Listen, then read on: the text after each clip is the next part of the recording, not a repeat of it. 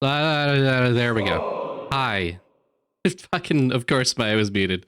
I gotta figure that out. Oi, Leshii, you got a quest. Fuck, give me a second.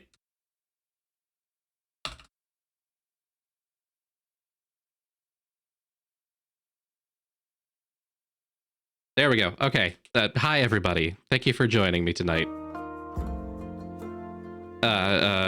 Raiders, welcome in. Varendell. Alan Wake 2. Not bad. Not bad. I was trying to remember what it was you were doing. I couldn't remember if it was a Destiny night or not. I remember you working hard at the raid. I don't know that I ever saw you finish. Alan Wake 2 deal. Oh, that's right. That just got announced, didn't it? Welcome in, everybody. Thank you for stopping by. If you don't know who I am, I'm Leshii the Dwarf, your non-binary variety dwarven VTuber, and you caught me when I wasn't ready. But here we are. Hello, Vam Sibling. Who else we got? Tona, hello. Hello. Joe, hello. Welcome in. Thank you, everybody, for stopping by. Scribbler. Neon Light Shifter, hello. Satirical Demon. Zana Lander, I hope I'm pronouncing that right. Lakaios, it's good to see you. Hello, everybody. You're broken? Good. Good. That's what Alan Wake is about. Adult individuals becoming broken. In slightly comedic ways sometimes, it seems. Give out 100 quests as the tavern owner. We'll see how many I get. I don't know if there's 100 available here in the demo, but, you know, we'll try. To those of you who don't know, I'm happy to say that I have been given the 3-hour extended demo for this game. Quite happy to say. Vam Sibling, that's pretty accurate, actually. Yeah, Alan did wake up for some new DLC. He was asleep for a little bit, took a little nap after the last game, and then they brought in new DLC and woke him up. I don't know anything about Alan Wake either. But yes, I've been given the the extended 3-hour, approximately, demo for this. I'm quite excited to play. I'm a big fan of Coffee Talk, which this is at least inspired by, as far as I'm aware. Not the same team that I know of, but heavily inspired. And by God, nobody knows anything about quests quite like I do. So, you know, we're gonna fucking do it. We're gonna soothe some worried feelings, and we're going to give out quests, and we're gonna pop a cold one every now and again, you know. Let's begin. Hiya, Innkeep. How's it going? All fine and dandy? Can't complain. How about you, Fable? All fine and dandy? Yes, all fine and dandy. I had such an exciting day, really exciting. Did you go on an adventure? Even better. I took a walk around the grove, and then I replanted a mushroom that had fallen over. Then I patiently waited for it to turn into a mushroom monster. Or a mushroom mimic. Maybe a gnome. Did it? No. But I got to take another walk around the grove. How was it? Great! I got to see the same stones, the same trees, the same amaranthine hydra guarding the entrance to Avalon, the same moss. I even got to water the asters. They didn't really need it, but I was there, so... Sounds very exciting. Who am I kidding? My life is as exciting as a roasted nut. Nuts are healthy. Lean in close to the screen? Sure, what you got for me, bud? What you got? Well, thank you, Varen. You better not be handing those out for free, buddy. Especially with your new facelift coming, you gotta start charging for those. Go ahead and take care of whatever you need, Varendell. Don't let me keep you. You can, go eat, poop, whatever you need. Sleep. I know it's later in the night for you than it is for me, so don't worry about sticking around too long if you can't. Take good care of yourself. Nuts are healthy, very thrilling in sauces. Thrilling is not how I describe it, but very thrilling in sauces or as a snack. There are various types of nuts: walnuts, peanuts, hazelnuts. I'm allergic. Huh. I didn't know that. Oh, no worries. I mean, I never told you. And hey, at least something would happen if I ate a nut. It's not something very fun. Anaphylactic shock and all that. Does that count as an adventure? No, I think that counts as a mistake. So what you're saying is that you're missing some spice? Oh, no. I have a very sensitive stomach. I don't think chilies would help me much. I'm very good at growing Phoenix chilies. I was talking about the spice in your life. Ah! Oh, that's what you meant. Well, yes. Yes, exactly. That's it. There's no chili flakes, no garlic, no dragons. Just a lot of salt. I'm like a bland soup. So, classic case of boredom. I see. You know that feeling when nothing exciting is going on in your life? Like, life isn't bad, but also not particularly fun? Have you tried visiting a circus? But I am the clown! Have you tried adding some zest to your soup? Huh? Drama, buzz, excitement, something fiery. Go to the theater, or a gala, or even a hot air balloon. A hot air balloon? Don't they fly up really high? Yes, I think that's the point. Ah, I'm afraid of heights, and of people, and of actors. But apart from that, I'm trying. I tried singing, but what is singing if not the telling of a tale? How can I sing of things if I never lived through anything? Yeah. She's trying her best. What do you mean? Well, day in, day out, I live in the same green soup of routines. Sure, I have my forest and I look after it, but I want to get out there and see something. Like, for example, listen to the song I started writing. I wish to be a hero, slaying mighty drakes. I wish to meet a pretty nymph resting by the lakes. A pretty nymph? That's pretty daring. Of course it is. That's the point. Finding them enjoying themselves in the water. The sun shining through the treetops, making the steam glisten in fragmented light. Divine beauty. I would love to sing about the exciting, magical things I encounter. Got more character information. Thank you, Fable. But to be honest, the most exciting thing in my life is coming to your tavern and discovering new drinks. Not a lot of songs you can write about that. I wouldn't mind a jingle. I'll think of one. Can I mention nymphs? I'd prefer it if you didn't. Okay. Maybe one day I'll get to offer them their own jingle. In the meantime, can I offer you a drink?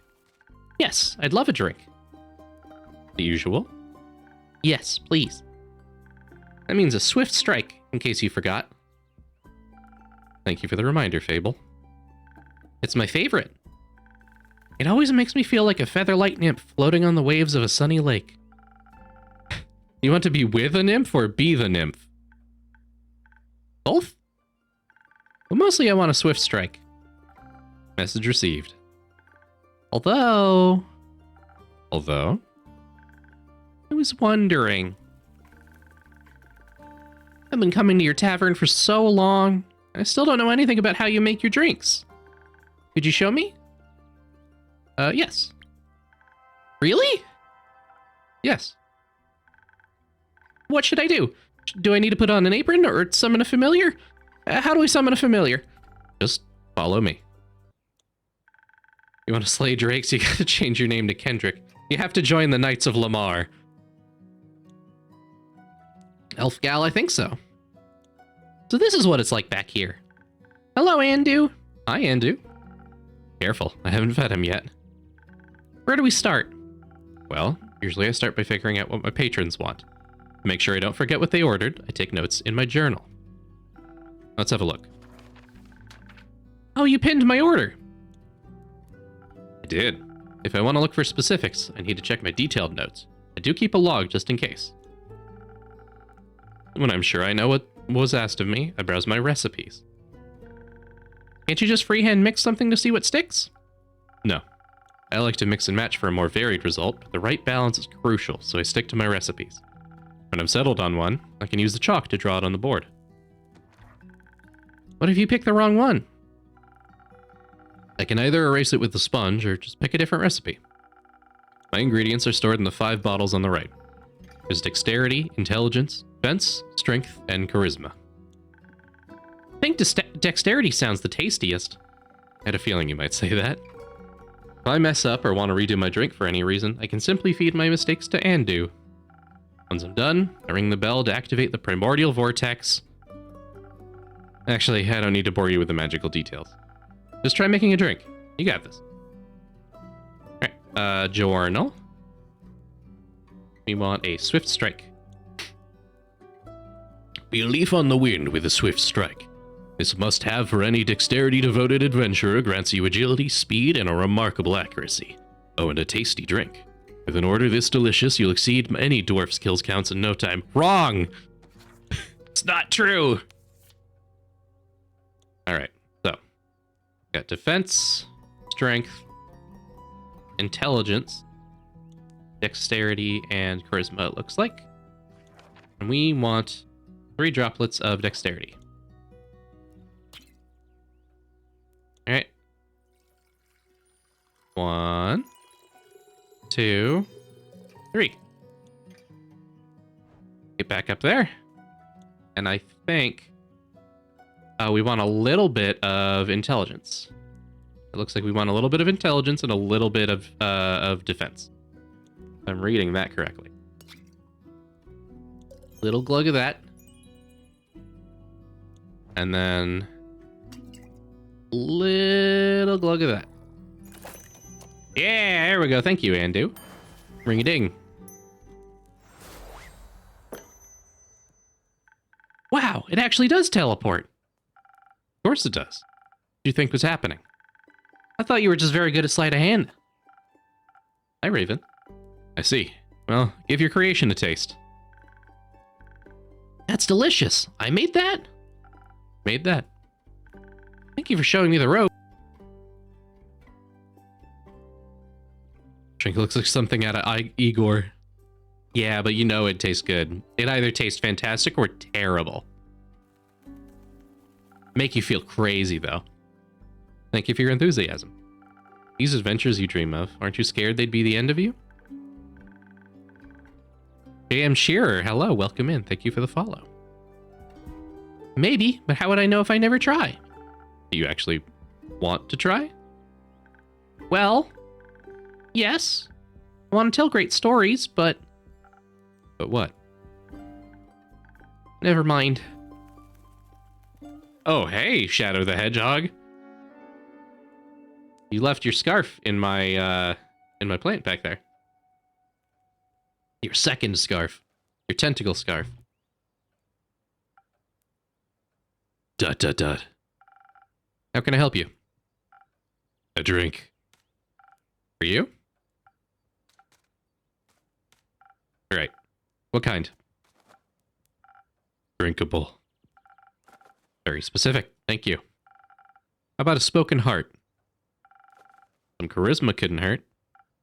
Sure, whatever. Alright, spoken heart. Let's see. 3 drops of charisma. Like 1 attack, 1 defense. And we'll get our attack, defense, and then glug it with the charisma. Glug, glug, glug, glug, glug, glug, glug, glug, glug, glug, glug, glug, glug. There we go. Ah, that's cute. It should be digestible, maybe even tasty. Nice. Almost washes away the memories of that banshee haunting the lonesome lagoon at night. And her bone-shattering song of sorrow. Almost. Song of bones and water. Alright. The brooding type, I see. What the fuck was that? What are you thinking about, Fable? Streams? Yours or someone else's? Mine? Other people seem to have the courage to follow theirs. Why can't I be like that? Isn't that up to you? I wish it was. My brother says my dreams are a fool's errand, that I'm running away from where I belong. We are rangers, Fable. We belong in the woods, like the stream that ripples down the mountain. Or the birds in the trees. We keep the balance, is what we're meant to do. And is that what you want to do? Yes. No. Not really. I want to experience things outside the safe borders of the forest. I want to live a life so full of adventure, boredom will feel like bliss. I want to be brave and strong. And I want to sing songs about my adventures that make other people yearn for that same freedom. Of course, I could never leave the Ashen Grove behind forever. It's my home. There's nothing wrong with going away from time to time, right? I mean, my brother looks after the Grove, as well as my sisters. I think it'd be fine without me. Then you should do what your heart desires. Art style's nice. It's very cute. It's very pleasant. Will it stop aching then? I think so, yeah. What if it's wrong to leave, though? What if destiny never meant for me to leave? What if it did? That would be a dream come true. Be your own genie, Fable. Your adventures start with you. Thank you, Innkeeper. You really are the most exciting part of my day. Bye-bye. Oh, hello. Greetings, traveler. How may I help you? You own this establishment, Innkeep? Last time I checked. Ugh. With whom do I have the pleasure? The name's Carolyn. You can call me Care or Lynn. Couldn't care less. Nice to meet you, Carolyn. What can I do for you? Perhaps something to drink? You do the thing with the quests, right? So they say. You want one? You can have a look at my notice board. Ugh, no. No quests for me. I may have one for you, or your notice board. Tell me more. Heard of a werewolf making trouble in Tregarin. Terrorizing farmers, tearing sheep apart. The whole program. A werewolf? That's news to me. Listen, me too.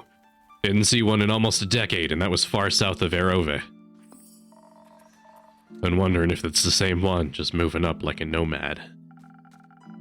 I thought the werewolf hype died along with that one romance novel. Ugh, you mean the one with the vampires? I think so. Nah, that just split society into two camps. Team werewolf or team vampire? Which one are you, Innkeep? I think I'm more of a werewolf person, frankly. Is it the fur or the pecs? Neither. Questionable experiences with the other camp more so. I'm itching to ask for details. Don't. How about you? Wouldn't you like to know? Yes, that's why I asked. Keep guessing. Has anyone ever told you that you could pass as a werewolf? Yes, all the time. At least twice a day. Only downside of looking like a wolf is getting mistaken for one. I see. Is that why you don't want to take care of the werewolf yourself? Yes. No. I'm just afraid he might look a little too much like my Uncle Dragon. Would feel bad slaying that fella. You know, hunched back, hairy, crooked teeth. Is that a werewolf or just Uncle Dragon? You can't tell. Same fate befell on Aunt Olga. Wow, that was hard to say. Prefer vampires since not out of bias because you're talking about non-humanoid vampires. That's fair. I would expect as much from your name, frankly, but I do know that you enjoy an interestingly shaped individual, for lack of a better term. Sorry to hear that. Nah, that hag had it coming. Never fall behind your grooming schedule, or before you know it, the next wannabe Van Helsing will strike you down with a silver arrow. The Van Helsings also hunt werewolves? Dunno. Don't care enough to check. Either way, that's Southern Werewolf, yeah? Right. Anything else that might help get others get it done rather swiftly? Fetch. Pardon me? Should they get into a dangerous situation, they'll just have to start playing fetch. That works. On any dog. Trust me. Good to know. Thanks, Lynn. It's not that hard. Either Carolyn, Care, or Lynn. Gotcha, Lynn. Alright, Chief. You got a name or is it just Innkeep? Just Innkeep for now. Playing hard to get, I see. Well, Innkeep, before I venture on, you got a drink for me. Of course. What would you like? I'll take something powerful, something with a whole lot of strength. And don't you dare give me any of the watered down muck instead. Alright, what do we got for strength? Southern Brawlers. Go with the Southern Brawler here. We want a dash of charisma. A dash of charisma. A eekling of defense. And then glug the attack.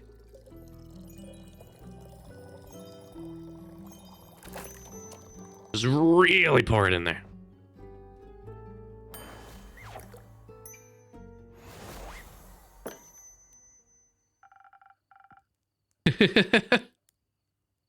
God, even the drink's fighting itself. The drink with 0 water as requested. Not bad. Just what I was craving. Thanks. Oh, they're blushing. Where will you head from here? Perhaps back west through the Ashen Grove. Got some business to take care of. What kind of business? Personal business. Care to elaborate? No. But you won't stop asking until I do, will you? Nope.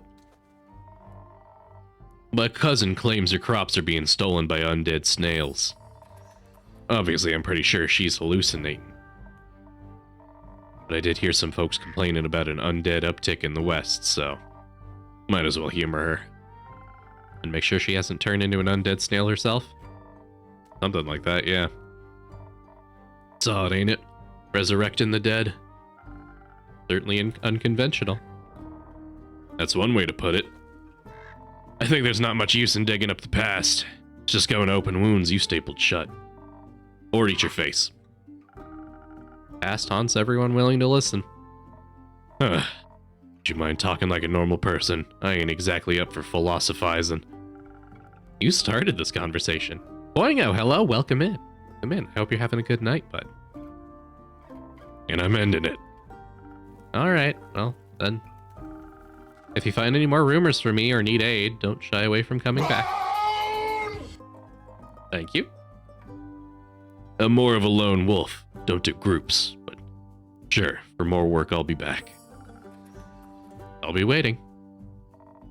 Speaking of rumors, you know how to turn them into proper quests, right? Don't want them to go to waste. I could use some help. Fine, I guess I've got a few minutes. Let me see your setup. That, blitzed by a little too fast. I also keep them written down in my journal so I don't forget. Smart. I think the best next step would be sorting the matching snippets on your quest page. Drag them over and make sure they're all for the same quest. Otherwise you'll end up confusing adventurers. Ow! Once you're done, select that quill of yours and it'll be written up. Got it? Got it. Thank you for your help, Carolyn. Put it on my tab. That's not how that works. Whoa, wow, wow, wow, also hi. Hi, hon. Welcome in. Jesus Christ, 30 months. Fucking hell. Good night to you, too. Alright, then. Let's assemble this quest. There we go. Werewolf. Werewolf. Undead, Banshee. These might be related.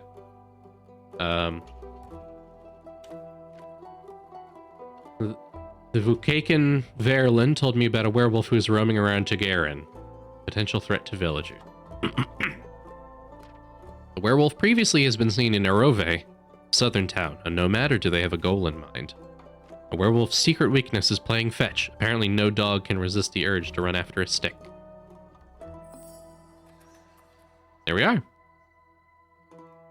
A werewolf on detours. A reticent Vocakin, passed by the Wayfarers Inn, reporting a werewolf making their way up to Turrierne from Irove. They pose a potential threat to both helpless sheep and the villagers. Apparently, werewolves love playing fetch. Are you brave enough to take on this quest to save Turrierne from this werewolf mayhem? Signed, Innkeep. First quest. 99 to go.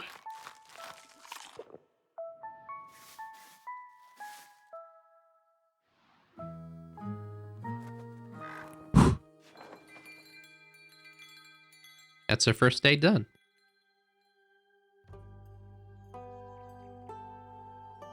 Prelude to Bravery. Ow! Thank you, Boingo. I hope you're having a good night, bud. Quest taken. Fable! What do you have there, Fable? Found this on your notice board. It says a werewolf is terrorizing Turrierne. Is that true? It is indeed. Have you sent anyone after it yet? Maybe that hooded guy from yesterday? Not yet. What kind of hero are you, looking for? One who knows their way around difficult terrain, woods even. Preferably one who's good with a bow. One who tells me they want the quest. Try and have it. Yeah, I'm having a good night. You know what? Let me do a little,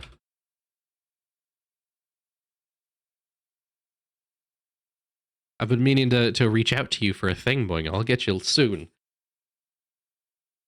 Doing this so I remember. If I say it out loud, I'll remember. I am good with a bow. Yes, Fable. And I know my way around many woods. I know, Fable.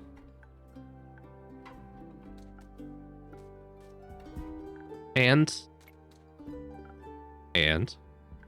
maybe I want the quest. Just maybe.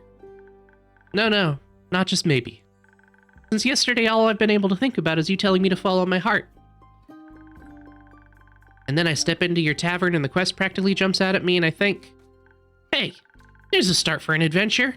It's near forest. You know, forests. You live in a forest. And werewolves are basically just normal wolves, but slightly scarier because they're also human. You've talked to humans before. And you got silver arrows for your birthday last year and they're just collecting dust in your room. And I thought I could ask you if anyone had taken it yet. And then? I didn't think that far ahead. See? Or rather, I did. Then I thought, what if I take the quest? Then I have to go on the quest. And I have to fight the werewolf, or talk to the werewolf, which is worse.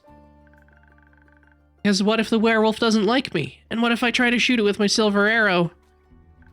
I miss and shoot a tree instead. And then the tree would be mad at me. But then it wouldn't really matter because I'd be dead, because of the werewolf. That took a quick turn. So maybe I should put the quest back. Fable? Yes? Do you want me to tell you to take the quest? Maybe. I can't make this decision for you. Neither can I. Whenever I have to make a difficult decision, it's like I freeze in place. Suddenly I'm unable to move until someone makes the decision for me. Like a slime, a frozen slime that can't move. I've met slimes less anxious than you. You've met slimes? My tavern is open to everyone. Yeah, I suppose so. Oh, right. What do slimes drink? Water. More slime. Bones. You sell bones? Only to slimes. Maybe you'll be able to add my bones to your menu soon. You'll just have to pay.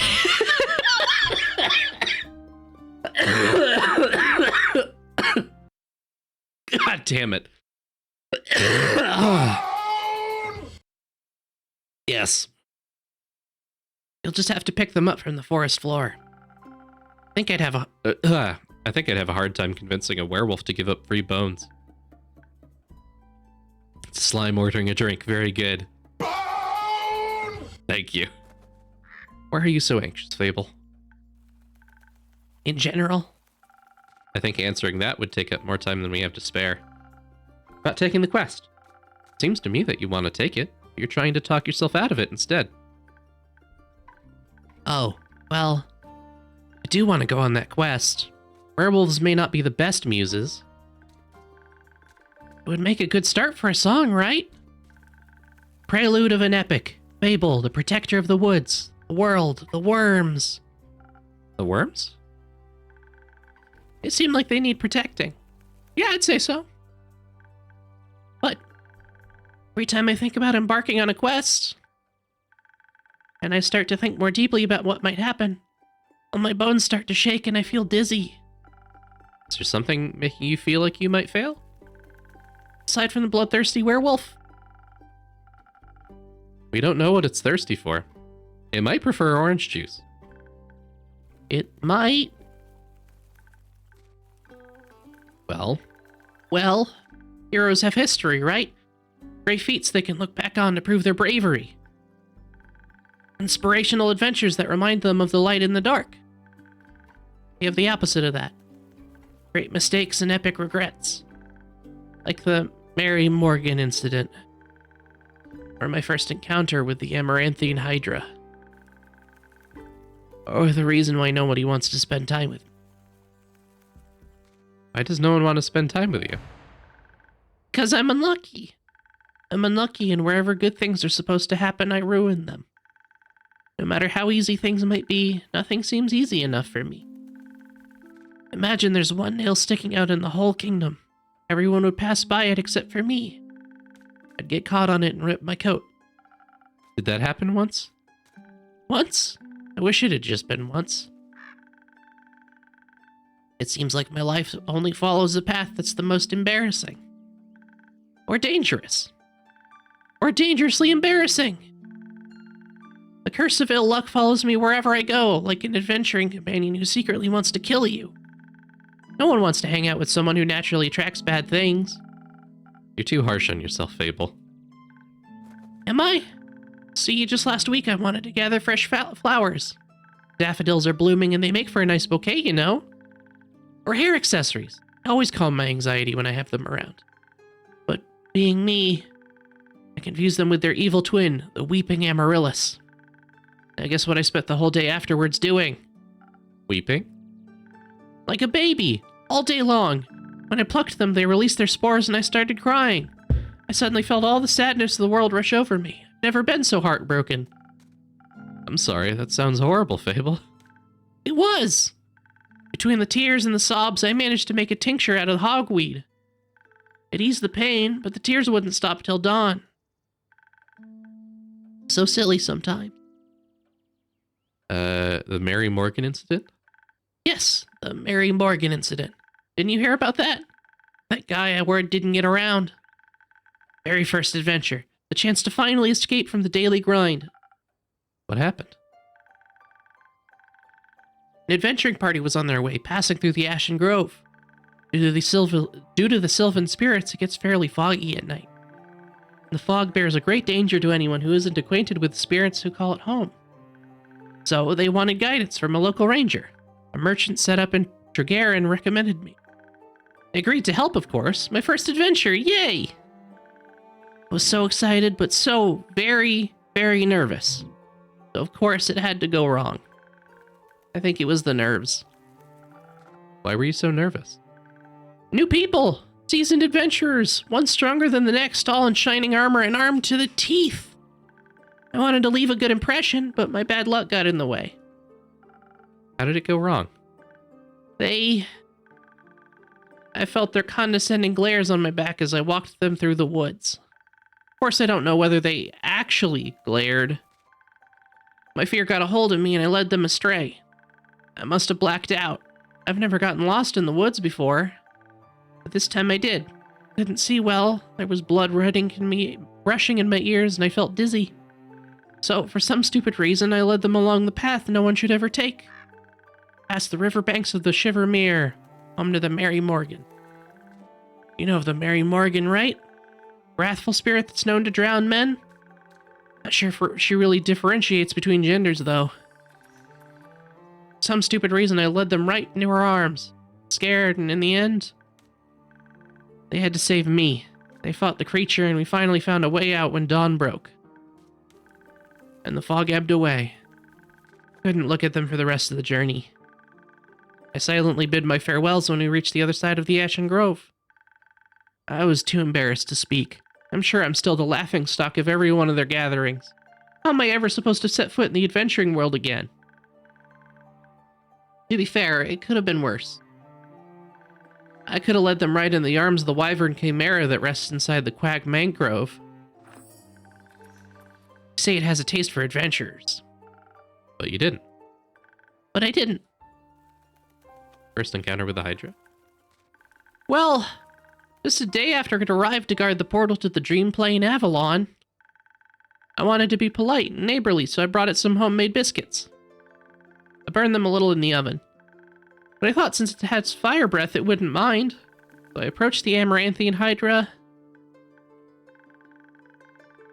I have this whole speech prepared about how I'm looking forward to having it around. How its green scales match my hat. It was so tall and intimidating, I forgot all about what I wanted to say. So I just set down the biscuits and smiled awkwardly. It looked at my biscuits and then at me, and it said, "By the rivers of the stars stands a man who reads the firmament's past. Some things are as sturdy as the gilded ice. Some things as changing as Leviathan's sea. All chimeras hate mice, all hydras love tea." Thought to myself, wow, the Amaranthian Hydra has given me a riddle. A quest. Maybe this shall be my first adventure. But I couldn't figure out the answer, so I left. I tried to solve the riddle for 3 days. I was too ashamed to step foot in front of it again, lest it know that I am not worthy of its wisdom. Then I couldn't take it anymore, and I ran back and apologized and begged it for the answer. Turns out that's just how it speaks. It wanted tea. Did you get it some? Yes. Then you completed its quest. 3 days late. If it had needed an antidote, it would have died. Would-haves are about as useful as an antidote when you haven't been poisoned. Change nothing. Adventurers don't come tied up in neat, mistakeless bows. Your mistakes are part of your story fable, no matter how hard you try and shame yourself for them. Just try to do better in the future, that's all you can do. How do I do that? I don't know. You'll figure it out. I hope so. You seem to be very insecure. I think that's the biggest problem here. How can I not be, when everything I touch falls apart? You know that isn't true. You're right. I'm a great gardener. Everything grows around me, but I seem to get smaller. Except zucchinis. Can't figure out how to grow those. So in a way, I'm like a zucchini. I'm insecure.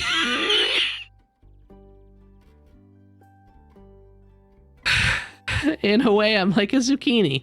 I'm insecure because I don't know what I'm capable of. You'll have to find that out then. Like, on a quest. For example, Don't you think I'm a little underleveled? do you think that will change by sitting around? I guess not. Someone has to help those people, right? What if I don't, and then no one else comes around? What if I'm the only chance they got? But what if I'm not? What if there's someone better? The best thing you can do is to try and help them. But what if another adventurer swings by? They were able to make the situation better. Isn't that a good thing? 4 hands are better than 2. Who knows, you might even end up forming a party. Oh, And besides, if it's a perfect hero they want, they'll be waiting forever. I didn't think about it like that. Maybe I shouldn't decide to give up before I even try. After all, I'm a very fast runner, so if I screw up, I can just run away really quick. That's the spirit. Okay, I, Fable, great gardener and, future hero, charmer of nymphs. I'm going to embark on this quest and save the villagers. I shall return victorious. Did I do it right? Yes. Good job. I leave... Excuse me, Fable. I was imitating you for a second. I leave the quest in your capable hands, brave adventurer. Would you like a drink to aid you on your journey? Yes.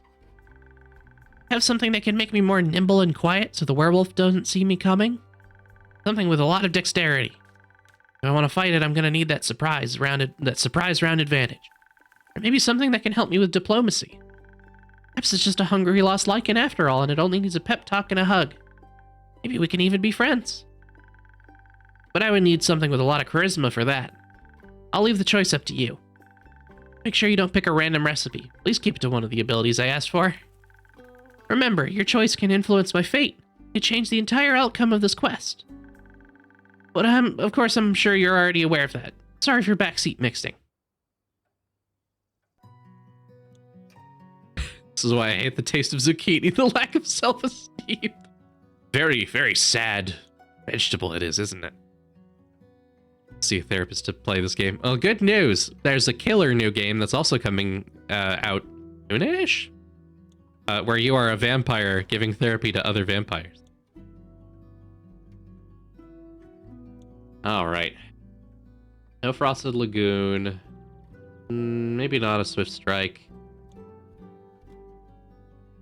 Sweet and sparkling in taste, a spoken heart will bring your deepest feelings bubbling to the surface. Your newfound sincerity, confidence, and many heartfelt words will work wonders in boosting your persuasive abilities. Charismatic boost, great for bards and emotionally repressed individuals. Strong possibility.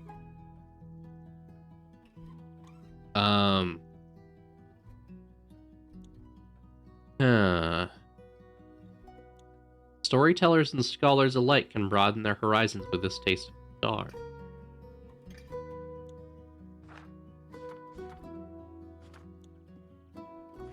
Let's see. I probably shouldn't do something crazy. I'm gonna do Spoken Heart. Do a single glug of attack, single glug of defense. And you know what? You need the confidence one way or another, Fable. So we're gonna give you a full chug of confidence, of charisma.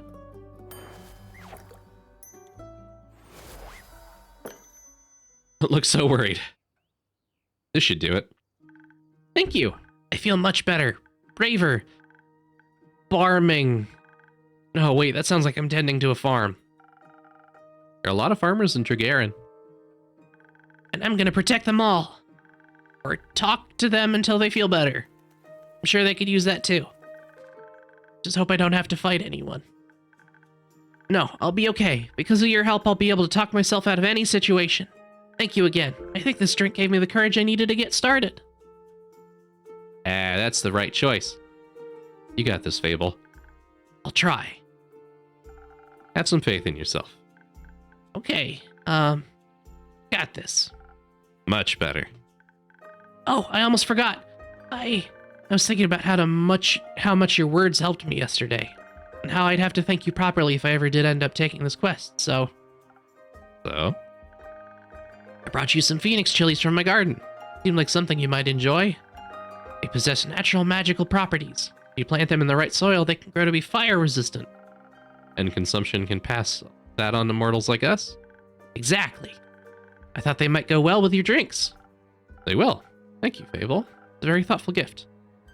Menagerie, hello. Raiders, hello. Welcome in. Thank you for stopping by. Let me give you the old menagerie tea. There we go. Thank you for stopping by. Hello there, Menagerie. Hello, Plumphone. Do not recommend that one, by the way. Slipstring Rogue Phase. Trying out a bunch of things with the community. That fair? Not Dark House shows promise. That's good. Slipstream, not so much. Not so much. Goblin Cleanup is a lot of fun. I played the demo for that. That one has a lot of potential. It has potential. I'm looking forward to that one. Slipstream is a stream game that doesn't scale to the chat size. Oh. Huh. Very obviously meant for microtransactions. Fair. I'll look into that. But I don't think that's quite for me. So good notice. Good notice. Regardless, thank you for stopping by. I hope you had a good night all around. I feel the same way about Kukoro, frankly. It's fun when you get a lot of people, but when it's not enough, it's kind of like bizarrely lonely. Use my sniffling. Ugh. I'm glad you had a fun night. Thank you for dropping by. If you gotta run and grab food or take care of anything, please don't stop on my account, but lovely to have you. You popped in as we're playing the extended demo for Tavern Talk here. We got the full 3-hour Content Creator Edition. So we're cruising along, slinging quests and slinging drinks like a proper tavern owner should. Maybe I should set up a tavern down here in my cave. Not a lot of people come by with like juicy quest tips though. I don't know, we'll figure it out. I have screamy clips from Dark Hours. I'll have to check them out. I've got a small collection of demos myself that I'm working through. Some of them are better than others. Non-multiplayer games Star Trekkers could fit in need. Oh, I played that too. There's something really satisfying about that, but I worry that it would be a little shallow. If you haven't tried it yet, Menagerie, I strongly recommend the Crush House. That one is kind of like if you were an unattached observer in a Sims game. Try the Crush House. I think you'll like it. I think you'll have fun with it. It plays on a certain voyeur feeling. Ah, shit. Thank you, Fable. It's a very thoughtful gift. Since I'm waiting for another shipment of infusions in a few days, I'll look at them all together later. Of course. I'm glad you like them. Maybe I'll order a drink with some next time. Yes. Sorry, I was catching up since I clicked through a couple things. But yes, welcome in. Welcome in. I don't know if you have any interest in Tavern Talk, but as you can probably tell, it's much more my my jam here. I'm a little slightly under the weather, but not for any good reason. Just seem to be lately. Lasting damage from the wildfire recently, at least in the sense that the smoke fucked up my sinuses. Generally, 2 attention issues for these style games. That's fair. I'm a big fan of Coffee Talk. That was a good one for me. I think there's a part of me that enjoys doing the voices, but I'm about to do the voices for another 2 hours straight, so I'm sure I'll be hoarse tomorrow, and probably by Friday again. So we'll see. We'll see. But we're trying to talk some confidence into our friend Fable here, who's picking up their first quest. But first, I have to complete my quest. I'll see you post-victory. Bye-bye. Hope Fable will be alright. Or what path their fate took. Maybe a zesty one. Hope I was able to help. You've arrived just in time for Shadow the Hedgehog. Basically meant to be fantasy coffee talk. It's almost explicitly advertised as a fantasy coffee talk. Yeah. It's very, very coffee talk, but with the added benefit of like taking story snippets and piecing them together to form like quests that you put on your notice board, and then characters come in and take those quests and then their story changes, right? I'm enjoying it so far. It's a slow burn kind of game, right? We've met a few interesting characters and I'm enjoying myself so far. The bartending is interesting. You mix things so far. It gets more complicated later, but you mix things based on attribute, like RPG attributes. Fable just left after I gave them a frosty cold one that has a lot of charisma potion in it. Coffee Talk you liked, except for the Mary Sue secondary character, and that one eventually killed it from you. But Fresh House looks interesting, but maybe not your speed personally. What was that? Wait, was that a horror thing? No, it's not a horror thing, no. Fresh House is just kind of fun. Bizarre, it's fun, though. I don't remember who the Mary Sue secondary character in Coffee Talk is, but I enjoyed the first one. I haven't done the second one yet. I got it when it was new, but admittedly the knowledge that the original writer and creator passed away shortly before the release of the second one took a little wind out of my sails. But I'll probably be getting back to it after this, frankly. We'll see. But yes, this is a different team that I'm aware of. Right, yes. We have Shadow the Hedgehog here. You again. Me again. And who are you? ... 5 seconds of the trailer that made it seem like there's a darker side. There might be. I haven't seen a darker side yet. Main character's best friend that I was always sort of right for no real reason. Just hit a trope that you're not a fan of. That's fair. Yeah, if it is a big thing, I may have just like glazed over it. That, or I interpreted it as a functional tutorial that never went away, really. I was a bigger fan of Valhalla than Coffee Talk, but Coffee Talk felt like Valhalla slightly easier, but like longer, so I was able to enjoy more of it, you know? One sec.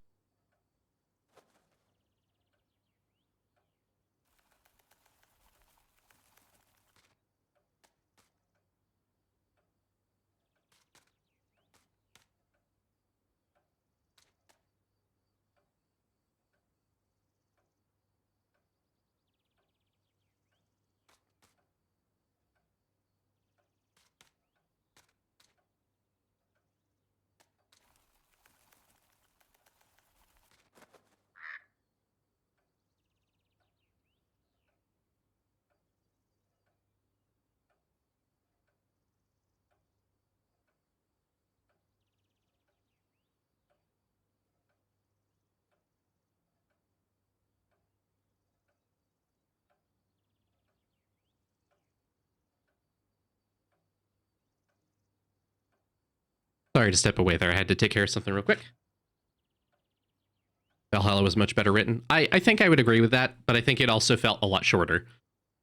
Granted, it was a pseudo sequel, and they want to make more, I think. I'll see. I don't remember. But, yes. I do genuinely believe that you would enjoy Crush House, at least for like one session. The demo was really silly fun for me, and I didn't even complete it. So, you know, well, you know, I think you might like it. Part of why you can't play these games is because they always feel too padded. I would get that, yeah. You want plot movement, not exposition. That's fair. I think I get by sometimes when the vibes are right. Like, the writing doesn't have to be super deep for me. It doesn't even have to be that good, really, if the vibes are right. But I also just really like character writing. So that's where I'm easily pleased. I'm not bragging either. I think I am easily pleased if the vibes are right. And the vibes are... Yeah, that's it. I think Valhalla worked for me unexpectedly because I'm not super into sci-fi that much. But it had this micro look into like the society involved and the characters involved that really worked for me. There was like really detailed character writing that really mattered. That kind of overwhelmed my general disfavor for sci-fi in general, and that was great. They have to have a character say X and then have a secondary character explain the meaning and context. The first character was written poorly. I think there are cases in which that is not entirely true, but I think that happens more frequently than not. I think the cases in which that is done well, I would say, are a minority, and it's disappointing that that's the case. I think I generally agree with you, but I've seen it done well. But I think when it's done well, it's also done under the context of like a difference in cultural understanding between the protagonist and the character involved. I haven't played enough Hades 2 to see it done well, but I've also seen it done well in that the explanation is done by a character who treats the main character like they're just fucking stupid. But I think that becomes grating to some people. Whereas to me, it's just kind of like a funny, stupid gag. It's like that in No More Heroes for me, where everyone treats the main character like he's a dumbass because he is. It's funny occasionally. Yeah, it has to be done right, and it has to be done sparingly. If you play too many games in a row that are like that, and there's too many, it sucks. It feels like you're being condescended to a lot. But with the right amount, you know, it can work.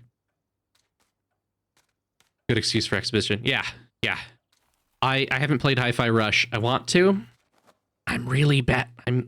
I'm really bad at rhythm games. So I don't know if I ever will. But I'm really, really bad at rhythm. I have the rhythm game part is pretty easy. Menagerie, I went to like class for drumming for years and I can't hold rhythm at all. At all. I can't keep a beat. I played Crypt of the Necrodancer on the easiest possible difficulty I could manage and I failed.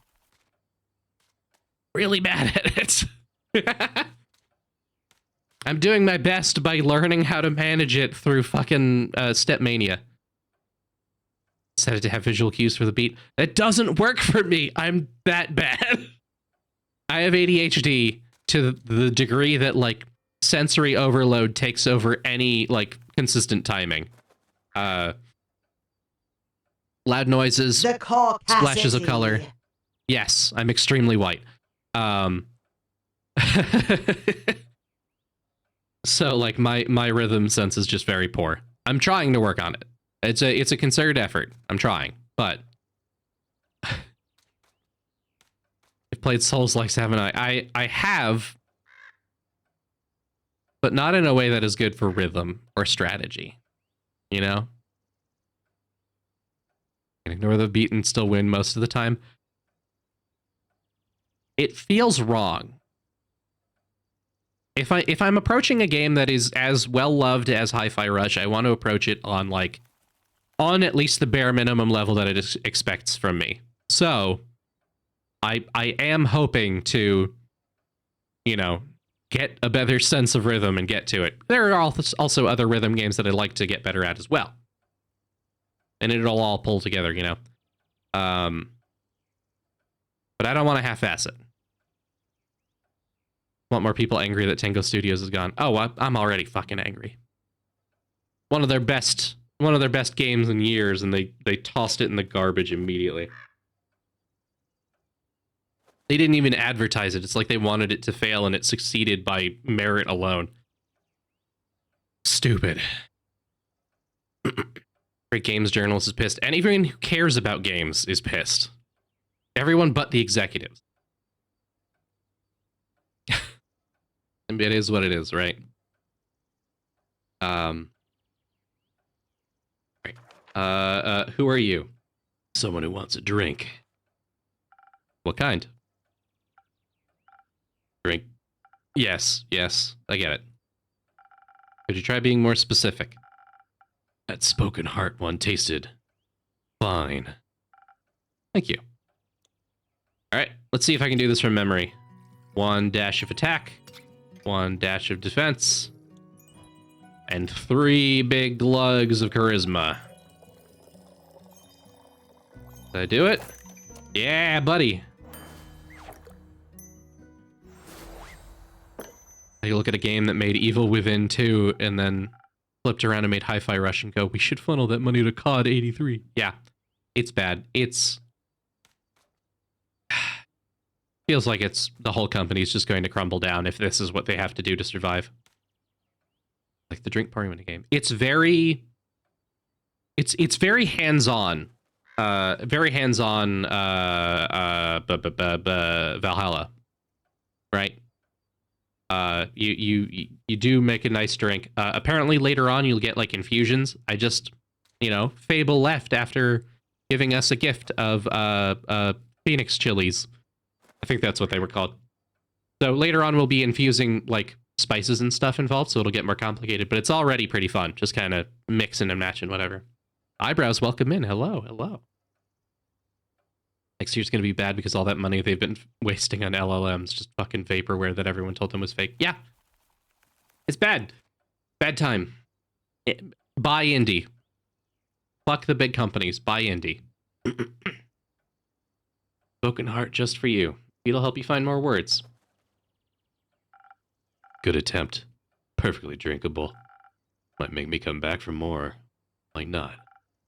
Thank you. Enjoy. Charming. Retro gaming. Yeah, enjoy your old game collection. Buy indie. Oh my god. Hello, you two. Careful, you'll step on my cape. Ah, shush. Greetings, travelers. How may I help you? Not one of those empty babblers. Can confidently say I'm all but empty. That's what they all say. Seems they've given you some more dialogue options than most, but that don't convince me just yet. I'm sorry, I don't understand. Of course not. Probably forgot to give you enough intellect. Address and Leshii reskinned. Is Address a vampire? Is that an AU we're gonna work with? Maybe. But yes, this does look like a femdwarf with a beard. Would surprise me if there was actually a brain inside that skull. I'm sure there is. Have you checked? No, but I can assure you I'm different from your average background character. Sure. I must agree, you look much more delicious than they usually do. Vladres and Leshii. Yeah. Thank you. Oh, I should let you know I'm not on the menu. Oh, it's so sad. Don't worry too much about him. He's a tad quirky. I see. The thing on your shoulder, is it quirky too? What thing? Ah, my cape. Your cape? That's not his cape. That green fell on his shoulders and ooze, or what's left of it. And the rest of it is on you? Aye, pretty tough to clean off. May I ask how that happened? You just did. Maybe I can offer you two a drink in exchange for the story in your names? Yes, I love stories. Well then, may I have your name? No, but I shall tell it to you. I'm Sir Alphonse Louis Frederic Duquette Dusong. Ace long for Kyle. Kyle? Kyle. Well, Kyle, what kind of drink can I offer you? Blood! Or if you're out, I would also settle for something that tastes like blood. Or looks like it. Red is my favorite color. I'll look for something with red in it. All right. Let's see. It's red. Yeah. Southern Brawler looks like. Scribbity scribble. Gonna get a little bit of charisma. A little bit of defense. And then all strength.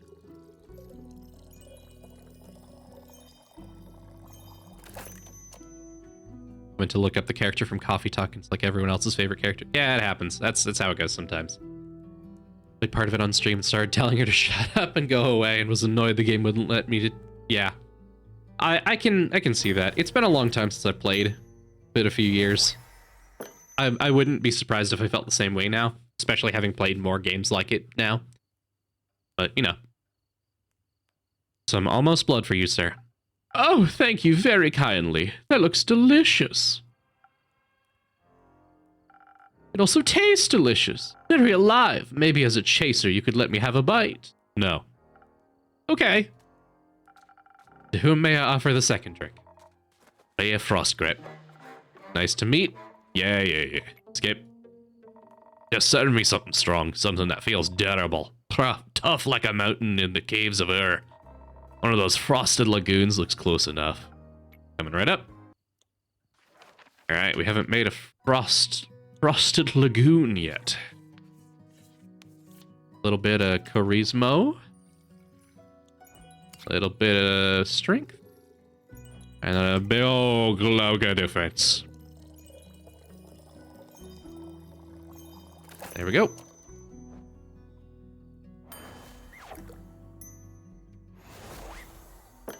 Yeah, look at that. That looks very good, actually.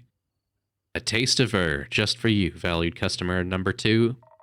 Or are you hitting the placeholder text? Let me try. I like the gold tooth. I see you're many things, but not a liar. Tastes like a pile of rocks, just like I like it. So, Freya, Kyle, what about that ooze-filled story? Fine, guess you've earned it. Alright, picture me deep in the mountains of Dulvamur, with my trusty axe and a good drink by me side. There it was, minding me own business, digging for the good stuff, you know. Hit a gold vein earlier, deemed myself the luckiest dwarf of all time. Had a real big pile of gold. And suddenly this big ooze comes along and slurp. Gone it was. This is a very boring story. Perhaps we could go looking for my cape now? It's nearly sunrise. And? The sun kills ye. Oh, right. The ooze also eat the cape. Yes. No. Oh. Anyways, I wouldn't call myself the best warrior, but when that ooze slipped me gold, I had to do something. So I took my shovel and dug and hit and dug and hit until there was nothing left of the ooze anymore. Well, almost nothing. So did you dig out your gold? Silly food. She dug out me. And guess what he was clinging on to? The gold? Oh yes, a big gold nugget should be enough to get me to Baruvia. And perhaps it could even get me a dandy new cape. I don't think so, Sunshine. We had a deal. Ah, we did? Please allow me to ask a question. What was that deal again? I get you to Baruvia so you can participate in your fancy vampire banquet, and in return, I get the gold. What about my cape? Where did you last see your cape? Don't even bother. It's a lost cause. I looked everywhere on our way here. But cursed chests, many-eyed monstrosities, undead goons. I started to wonder, where in his life did this man put his cape? Where everyone puts their cape. Do you know where I put me capes? Where? In a wardrobe! Oh. So you can wear it inside the wardrobe land? What? No. Kyle, maybe we could find someone to retrieve your cape for you? We could? Phenomenal! Could put out a quest for you, but for that we'd need a little more information. Good luck with that. First I'd need to know where you last saw your cape. I was getting ready to go to the annual vampire banquet hosted by Lord Strut in Baruvia. While getting dressed, I realized I couldn't find my cape. My first thought, of course I cannot find it. The cape of invisibility is playing tricks on me. It's quite moody sometimes. Which is truly unfortunate when you want to wear it for an important event. We all know how important a fancy cape is for flaunting your vampire status. Of course. Then what was the last vampire event you wore the cape to? My wedding. Your wedding? When I married my sweet Evelyn, I simply had to wear my most treasured cape to show how important she was to me.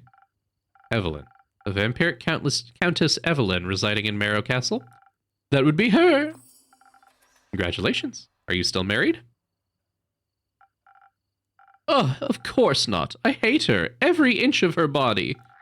Turns out she just wanted... Spit it out, leech. Oh. What? My cape. Oh, rats. Here we go again. My sweet Evelyn stole my cape.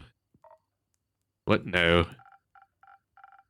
That little mean, vicious, beautiful beast, her, that thief of thieves, robbed me of my most precious possession. Couldn't that be your heart? No. I had that taken out centuries ago. But my cape, I could never live without that. Oh, sweet, sweet Evelyn, how could you do this to me? I trusted her with all I had. That's rough, buddy. Perhaps, innkeeper? That's your name, right? No. Oh, my deepest apologies. What is it, then? I don't think it's time for that yet. Names are valuable currency, after all. For some types, indeed. But you mustn't be so mysterious to a new friend. All my friends call me the innkeeper. Ah, in that case, I shall not disrespect your wishes. Well then, innkeeper, do you think there's a courageous adventurer out there brave enough to retrieve my precious cape for me? I'm afraid that my sweetest Evelyn will kill me on sight if I ever set foot in her villa again. Yes, I think we can find such an adventurer. We're setting up that search right now. So, where could a brave adventurer find Marrow Castle?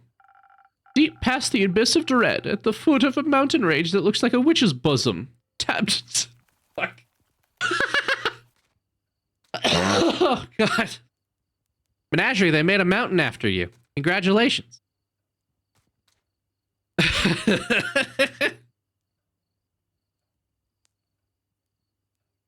I'm glad you're VAing this because of how much text in short chunks would just kill our brain. Yeah, it's...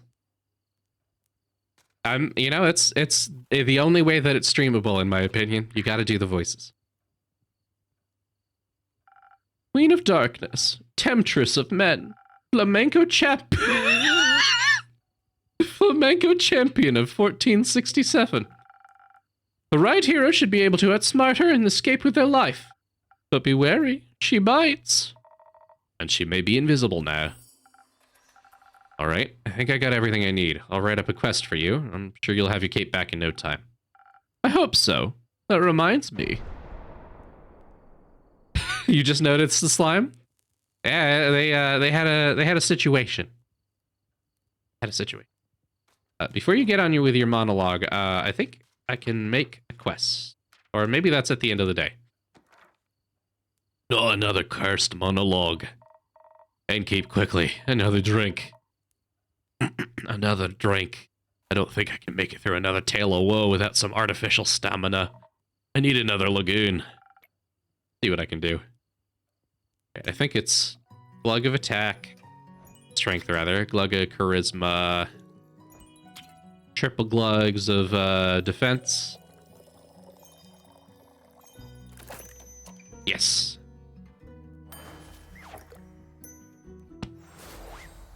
There you go. Liquid stamina for a valued guess. Let me try. You got it right again. Might even last till dayfall with this. Kyle, would you like another drink as well? No. I cannot drink now that I am consumed with the thoughts of my love's betrayal. Oh, it ails me so. Everything ails you. The whole way here you were complaining about having a walk. My bat form doesn't work like it used to. I'm out of practice and the slam weighs heavily on my shoulders. My back is all itchy. By the dragons. Could it be because you insisted on sunbathing? Oh, all right, innkeeper. Do you have a drink to protect me from the sun? Perhaps something that would also moisturize my delicate skin? I'm afraid not. Oh. That reminds me. My Aunt Matilda used to harness the power of a chimera's saliva for sun protection. A chimera? A thing, beast made out of several animals. Got 3 heads in all, made by the dragons to guard Gaia. Likes to eat people for breakfast.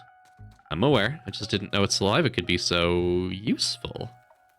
Ah. If only I hadn't eaten that delectable bear chimera in the Scarlet Caves, I could have asked it for a sample of its saliva. Sure, that would have gone over well. Why are they covered in slimes? She was digging in the caves, and a slime attacked, and the slime had already eaten him. So when she beat the slime up, or shoveled it to pieces, really, hence all the globs, it's not really an efficient process, she extracted him from the slime. And as far as I'm aware, making slime go away is not an easy thing. Shower. I don't think there are, like, communal showers in the mines. I guess they're on the way to town, so... I don't think I offer baths either. Unhygienic in my bar. Well, apparently we learned not too long ago that we've also served the occasional slime monster. So I think hygiene might be on the lower end of priorities. Only the river, which a vampire can't cross. There you go. Unless it's not a thing anymore.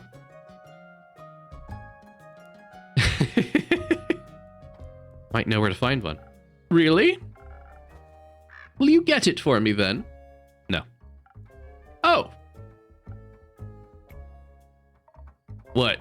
Why are you looking at me like that? Miss Frostgrip, dearest Rhea, perhaps we can alter our deal? Oh, nay. Forget it. I ain't going. Nothing on me but a shovel and ooze goop. I'll be no match for such a beast. No problem. I can make it another quest for my trusted board. And when will it be done? Tell me, when can I walk among mortals in the glistening sunlight once more? As soon as a fearless adventurer picks it up. And succeeds. Especially that part. Splendid! Did you hear that? A quest just for me! Let's leave it at 2. Stay and keep while we wait for someone to do his work for him. You perhaps have a room or two. Possibly a room without sunlight. Wouldn't want Snow White to go up in flames over here. Sure thing. I got a couple of barred up rooms. You can stay there.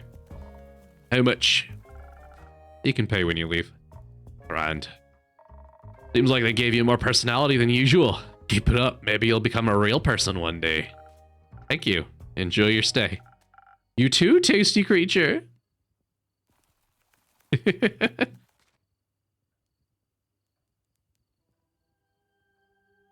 Vampire weaknesses are wild. Do you think this one's one of the vamps that are vulnerable to milk? Milk? Rice. Oh, I know of the rice. Okay. Okay,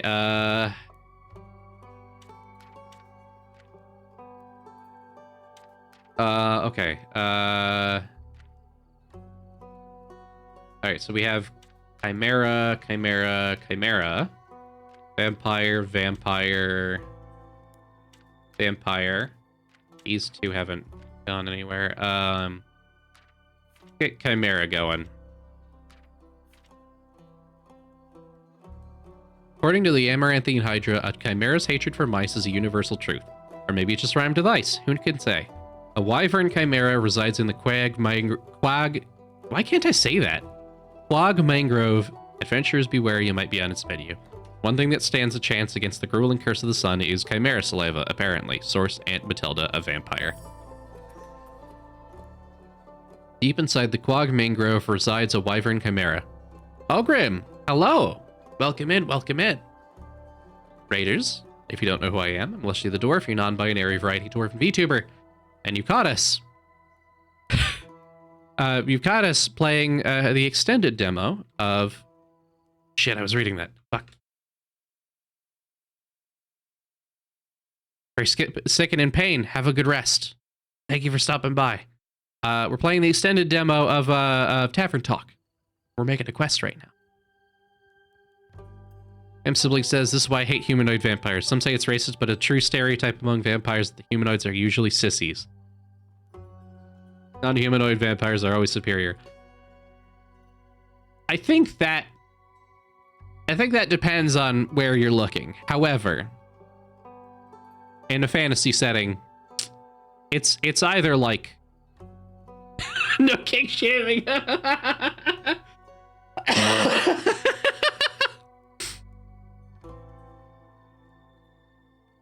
I think it depends on where you're looking. Because they can either be the most terrifying motherfuckers in the world, or they're like a ghoul. Not really a big deal, you know? Let's see. Write up a quest. On a mild summer morning, a senile vampire came to look for his cape of invisibility at the Wayfarer's Inn. After steady questioning, the innkeeper uncovered that he lost his cape at his wedding, where his ex-wife, Countess Evelyn, stole it from him. He resides at the foot of the Witch's Breath Peak. Enter to the peak and dare to retrieve the long-lost cape, but beware, she might be invisible.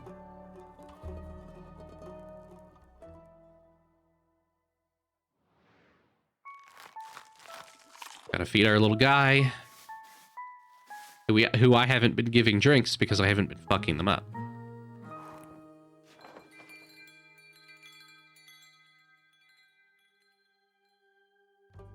Hello, sheepy. Day 3.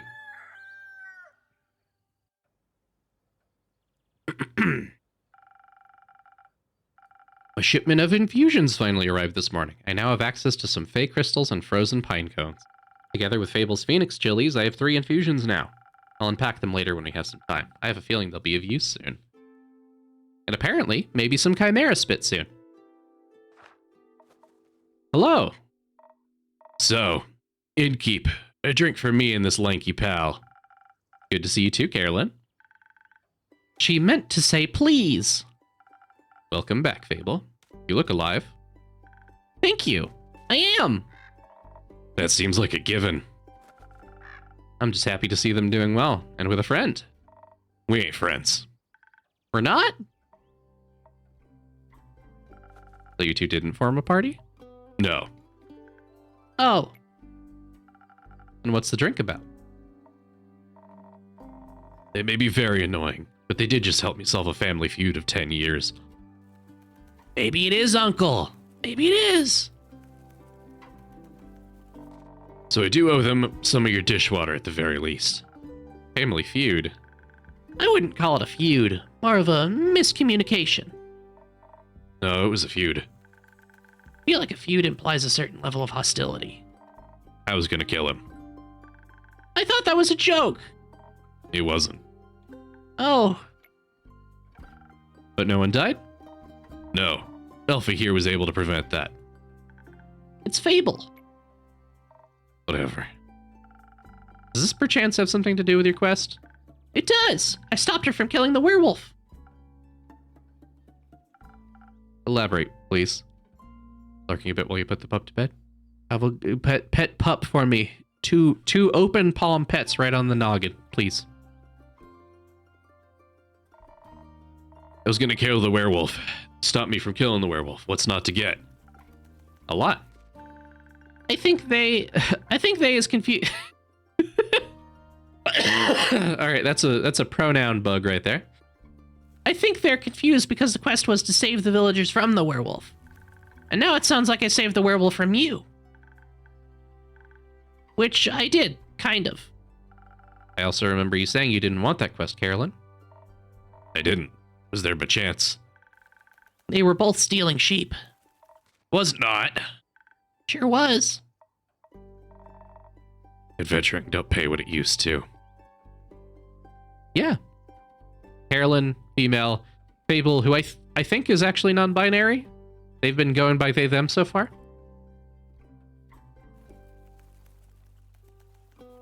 Someone pulled a damn girl, I mean they, with Fable's dialogue. A little bit. So you steal other people's sheep? Mind your own business. How did any of this lead to a successful quest? Well, where do I start? How about at the beginning? Right. I was born on a half-crescent dreaming moon of the quest, Fable. Right. The quest. Pronouns in the inn's guest book? That might actually be a thing. Yes, they are here. Fable is they, them. Fable is non-binary. Carolyn, she, her. Kyle, he, him. Rhea, she, her. Background, her. So now we know. I should have checked that earlier. Right, That's the quest. Traveling there was no trouble. I know enough shortcuts to travel through the Ashen Grove swiftly. I reached the borders of Tregerin right around dusk. The Ashen Grove thins out around there, and you can catch a glimpse of the wide fields and vineyards, as well as one farm after the other. An idyllic sight. Well, at least before sunset. Do you have trouble in the dark? Emotionally? Visually. A little. I mean, I reckon I can still see more than a human could, but darkness is darkness, and I'm no owl. Thank God, you're already weird enough. Imagine the damage you'd do if you could turn your head all the way around. Who says I can't? Just kidding. Anyway, luckily darkness doesn't affect my hearing. Not the normal kind. What? Nothing? Okay, I heard a creaking fence and footsteps that were failing at keeping quiet. Your ears are failing at being small. So I snuck closer and I saw a werewolf-esque shape picking up a tiny sheep. I was petting it. Well, I thought she was going to eat it. So I summoned up all my courage and I stepped out of the shadows and I said, "Good evening, werewolf. Please put down the sheep." I didn't expect them to be entirely in their right mind, of course, but I wanted to be polite. And I thought it might confuse her, and maybe that would help her calm down.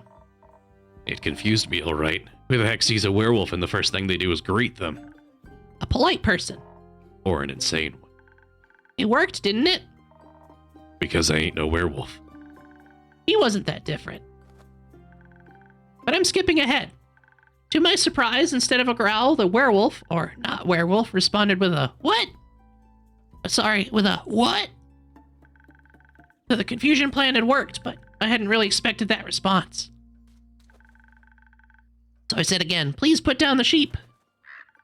And she asked why, and I said, "Well, because stealing sheep isn't very nice." She asked who I was. No, I asked, who are you, a guard? I was about to introduce myself when we heard this blood-curdling howl. It sounded like someone had ripped a hole into the fabric of reality and then pierced it with a horrid yell. Please, there's barely a bark. And it made the blood freeze in my veins. I heard panting and heavy footsteps, and I barely dared to turn around. You turned around immediately. And when I did, I stared into the twisted face of a werewolf, yellow gleaming eyes. Gleaming with jaundice. Sharp teeth, giant claws. He looked like he wanted to eat me right up. He did. But before I could beg for mercy, suddenly something rushed past me and lunged at the werewolf. When I regained my composure, Carolyn and the werewolf are on the ground, fighting tooth and nail. And the sheep you were holding? Obviously, I set it down at that point. Good. So you went to Fable's aid? No, that ain't it. I noticed the wolf's flannel rags. They were blue, checkered, had an uneven print. Just like the stuff Uncle Dragon likes to wear, that old fucker. Hey, why can't I say that? Fucker. What the fuck? Youth protection. The age rating system is quite harsh. Fuck. Anyway, he was just like Uncle Dragon. Smelled like Uncle Dragon. Felt like him, too. I was joking when I brought it up before, you know. Haven't seen that old man in years. Was coping about it by joking. That's the only way I could talk about him these days. Is it the feud? Yes. He used to be my favorite uncle, but then he changed. Became irritable and angry. Distant. Fought a lot with Uncle Feder. Cared more about the moon than he did his own family. Eventually just left. Ran away without a word. Left us and Uncle Feder behind, worried senseless. Until we found a letter saying not to look for him and all their savings missing. Swore I was gonna kill him if I ever saw him again. Always thought he just couldn't face up to his problems. Turns out his solution was just to get those problems as far away from everyone else as possible. Idiot. Did you talk it out with your fists? I tried, but Elfie stopped me. I'm glad they did. How'd you figure that out? Well, she was yelling at him. I didn't understand half of it, but I could tell she was angry and hurt. I tried to get their attention by telling them to stop, but they wouldn't listen, so I shot an arrow right next to both of their heads. My aim was a little shaky, so I did end up grazing Mr. Dragon's ear. But I got them to stop for long enough to start listening to me. I threatened them that if they didn't stop to talk, I would shoot them both. I would have never done that, of course. But they must have believed me, because they actually stopped to listen. Look mighty scary there, little pal. Thank you. Thank you? I sat them down and did my best to be an insurmountable obstacle between them. If they wanted to fight, they would have to go through me. Sounds rather dangerous. Was. Wouldn't have stopped for them. What? You're the size of a stick. Think you could stop 2 angry wolves? Oh, well. Anyway, I used the opportunity to figure out what was going on. And that's how I found out about Mr. Dragon and Carolyn and the miscommunication. Feud. Feud, sure. Turns out that after Mr. Dragon was turned, he was too ashamed to admit it. He couldn't stop the changes and ended up hurting all the people he cared about. That's no excuse, of course. No, it ain't. If we'd known, we would have helped him best we could. At the very least, would have built a sturdy shed with scratch-proof walls for full moons. He didn't think that would have happened, though. So he decided to fix the problem by leaving, deal with it alone, and so on. That only made it worse. Of course, he was too embarrassed to come back, so he just focused on the whole werewolf thing and not any human things, or Vokakin things, so to speak. Trying to find a cure, trying to avoid the moon, trying to find a place to sleep, stealing sheep. That's something they have in common. The sheep? No, the stubbornness, the unwillingness to ask for help. But the sheep, too. But they had to talk about it. That silent resentment wasn't good for either of them. And you got them to do that? The little stick is oddly persuasive. Had us talking about it before I even realized I didn't want to. Maybe because you did want to. Maybe. How'd it go? Fine. Take some time to accept his apology. We'll have to see him change first. Apologize to Uncle Better and the rest. It was good to see him again. Guess a hug did feel better than a great sword in his gut. Wonderful. Of course, there's still the problem with the whole werewolf thing. Idiot got so obsessed with the cure that he can barely control himself. We helped him realize that even a cure couldn't change what he'd done. He has to accept that he's different now and learn how to live again. Of course, it won't be easy. No change ever is. I learned that from you. But we have a group of werewolves living near our settlement. A small community that enjoys the company of our warm trees. I play charades with them a lot, and they taught me about the phases of the 7 moons and the secrets of the moon sign. Sounds like a bunch of shit. It's real. We're crescent moose. We introduced Mr. Dragon to them, and they promised they would take him in and help him deal with his lycanthropy. Sounds great. It is. It's a happy ending. I wouldn't call it an ending, rather the beginning of something new. But the end of one adventure is just the beginning of another one? Exactly. Like that. So, after your heroic therapy session, you two decided to grab a drink together? Got offered to spend the day at the settlement. But they don't serve anything strong enough for my tastes. Plus, Elfie was dying to get back here. Talk about how they need to update you on everything non-stop. But they think they live here or something.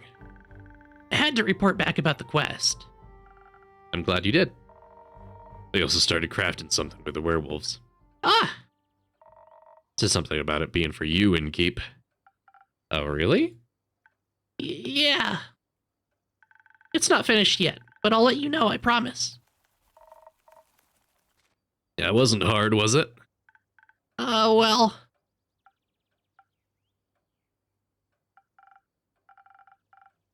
So, a drink. What can I have for you, Carolyn? Surprise me with something that fits my brawn. By which I mean make me the usual. Strength never gets old. Alright, no infusions yet. Gonna go with a Southern Brawler. Gluggity gluggity glug.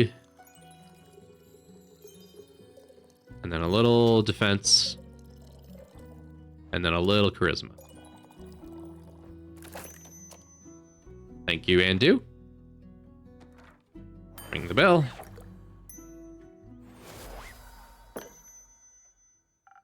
Prize. Not bad. You should do this professionally. I'll think about it. Fable, what about you? You have something that'll calm me down, even bring some of my agility back? A swift strike back to my senses. I've had a stressful day. Night, morning, sequence of events. I sure can. I think, if I'm remembering correctly, a swift strike is a dash of charisma, dash of intelligence, and 3 big lugs of agility. And am I correct? No. Go ahead, Andu. Do your thing.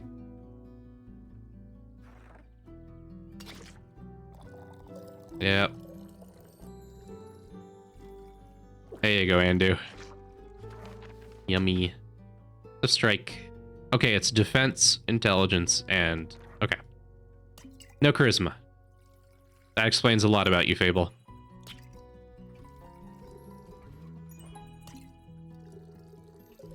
Three big lugs of charisma. No, agility. No charisma. There we go. There you go. Here you go. Nope. Sorry, Fable. I was impersonating you again. Thank you. Wow, this is perfect. You look tired. Have you considered sleep? They do look like they're gonna pass out any second. So do you. Maybe sleep is a good idea. Carolyn, you have a place to sleep? I could sleep anywhere. It's a talent. It's depressing. I have a room available. You can stay there. Ugh. Sounds good. How much? I've considered sleep and will now agree with Fable. Have a good night, Menagerie. Lovely to see you every time. Thank you for stopping by. I hope you have a good rest. I'll count it as payment for your help with the quest. Fine. Later, Elfie. See you later. Sir. You heading home, Fable? Yes, I've been gone for a whole day. I need to get back and make sure everything is still growing correctly. Maybe take a nap first. Yes, that too. Did you enjoy your first quest? I did. It was scary and different from what I expected. And I didn't know I was so good at pretending to be charming. Have you ever considered that you weren't pretending?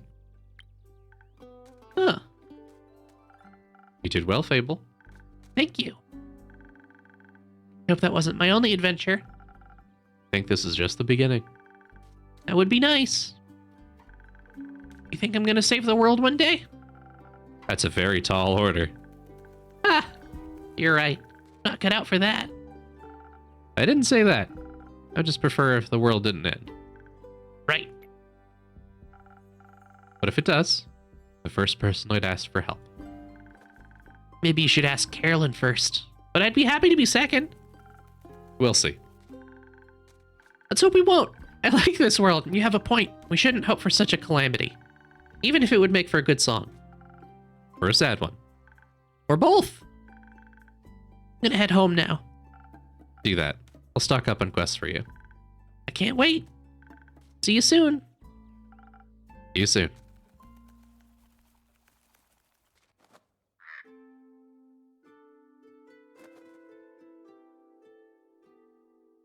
Welcome back. Good evening to you too. Quest taken. Oh, what you got? This quest, it wasn't here yesterday. That's correct. It seems dangerous It is. and mysterious. Sure. Like me. You could be a little less mysterious by telling me your name. Zephyr. Did the wind carry you in? No, my legs. I want that quest. Well, you can have it. Not just literally, physically. Emotionally.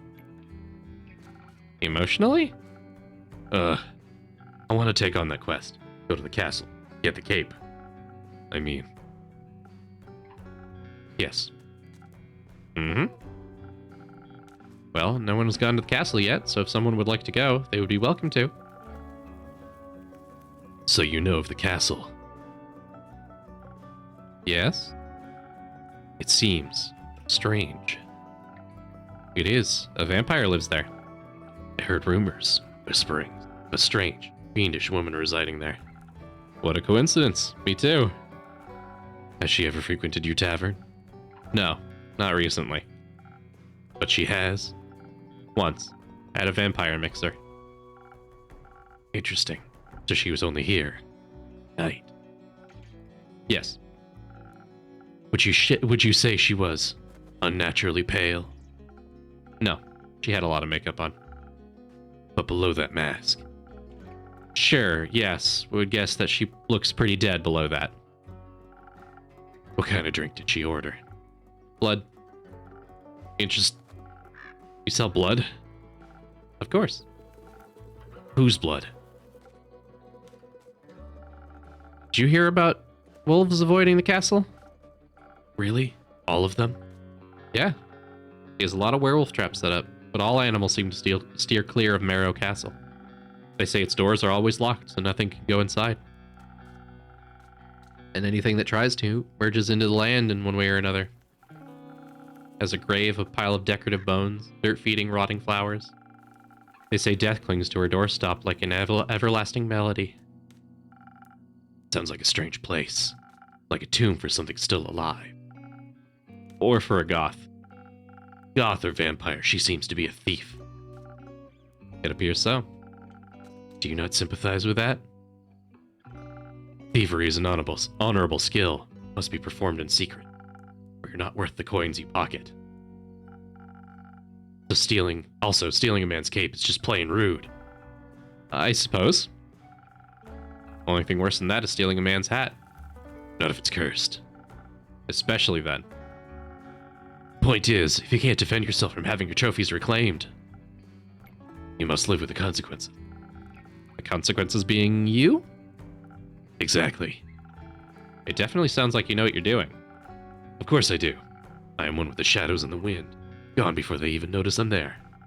So you could easily swipe something else along with the cape, right? Certainly. Gold, gemstones, other treasures, whatever pays the bills. What about some interior decorations? Like what, for example? Just something to pretty up my tavern a little bit. Maybe something useful that also doubles as a decoration. Like chair? Stealing a whole chair sounds a little too ambitious for your first quest with me. I'd prefer something smaller, maybe like a little trinket. My walls are still a bit empty. That's not true. That's not true even remotely. Being serious. Absolutely. A memento that once belonged to an eccentric vampire sounds like a wonderful addition to the tavern. Oh, see what I can do. You won't be disappointed. Well then. I trust you to deliver yourself to her doorstep and the cape back to me, along with a neat little addition for my interior design. Sounds like I'll need a few stamps. Would you like some? No, too traceable. How about a drink then? I do with one of those. Heard your drinks inspire transformations of great magnitude. Allow you to dip into those parts of yourself that you weren't previously aware of.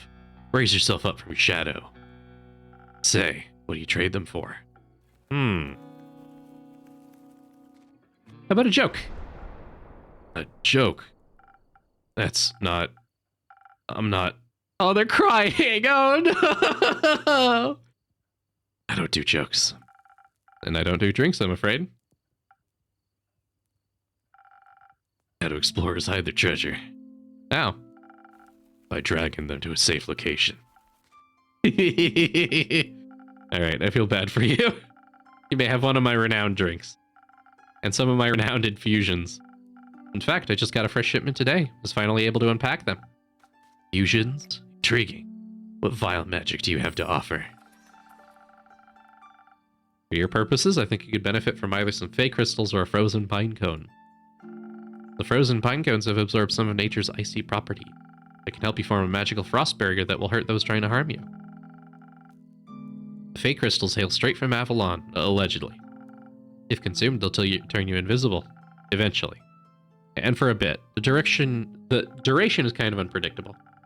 I've also got some phoenix chilies, but I don't think those would be very useful for your situation. Interesting. So, what dark depths of yourself are you looking to explore? I hear that Lady Evelyn may be of the undead nature, but I must be strong and vigorous if I want a stake in my if I want my stake in her heart before her fangs are near my neck. Well, that does sound appealing. Strength I can do, and some frost armor should help with the fangs. Or perhaps the smarter route would be to evade her wrath entirely? To out-stealth her and steal the cape from right under her pale nose, so that she may lie in the shame of having lost against me. I think such an approach requires a certain amount of dexterity. Some invisibility can help with staying unseen, but my speed and agility not be enough. Help me with a decision, Innkeep. Your wisdom is no secret, is it?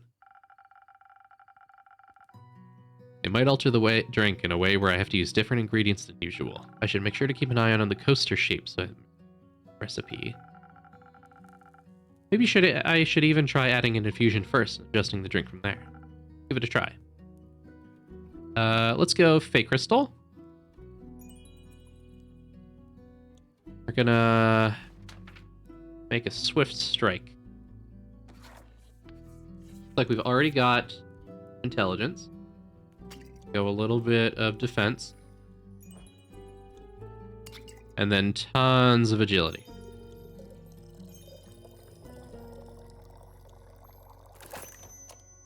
Just absolute boatloads of agility.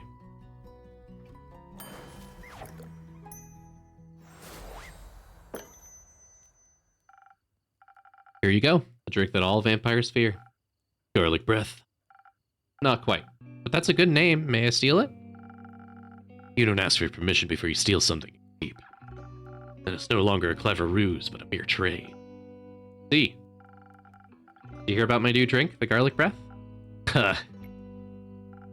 Good one. Tastes like, not garlic, but just as fearsome to a vampire. You don't find garlic scary? No, only the absence of it. That makes two of us. Hopefully this will help me evade her. I'm not prepared for a fight, but I won't need one if my steps are swift and quiet as the wind. And if she can't see me. Goodbye, Innkeep. I would pray that the sun will carry me back to you. But my hopes do not lie with the Realm Keepers, and I shall be damned if they control my... Expect to see me again after the next sunfall.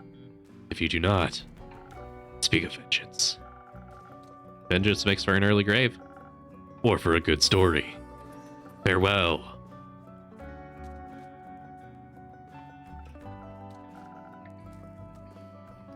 Or for a better end. Oh, Carolyn. I'm taking this quest. And a drink. Great. Did you sleep well? What? Sleep. How was it? Fine. Too long. Didn't sleep that much in ages. Sounds like you needed it. No, your beds are just too comfortable. Hard to get up. Of course. My apologies.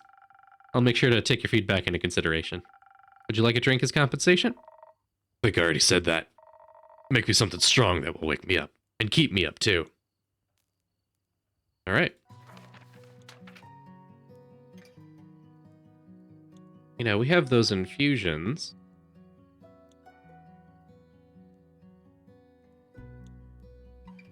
But Carolyn picked up the Chimera quest, I guess.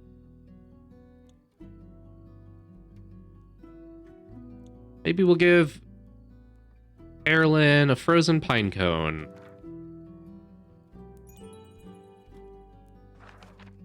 And then we'll make Southern Brawler. Already got the defense. We'll need a little charisma. And then strength, strength, strength. I'll give it a little more charisma. Alright, that's not a Southern Brawler anymore. Damn. A little off the top.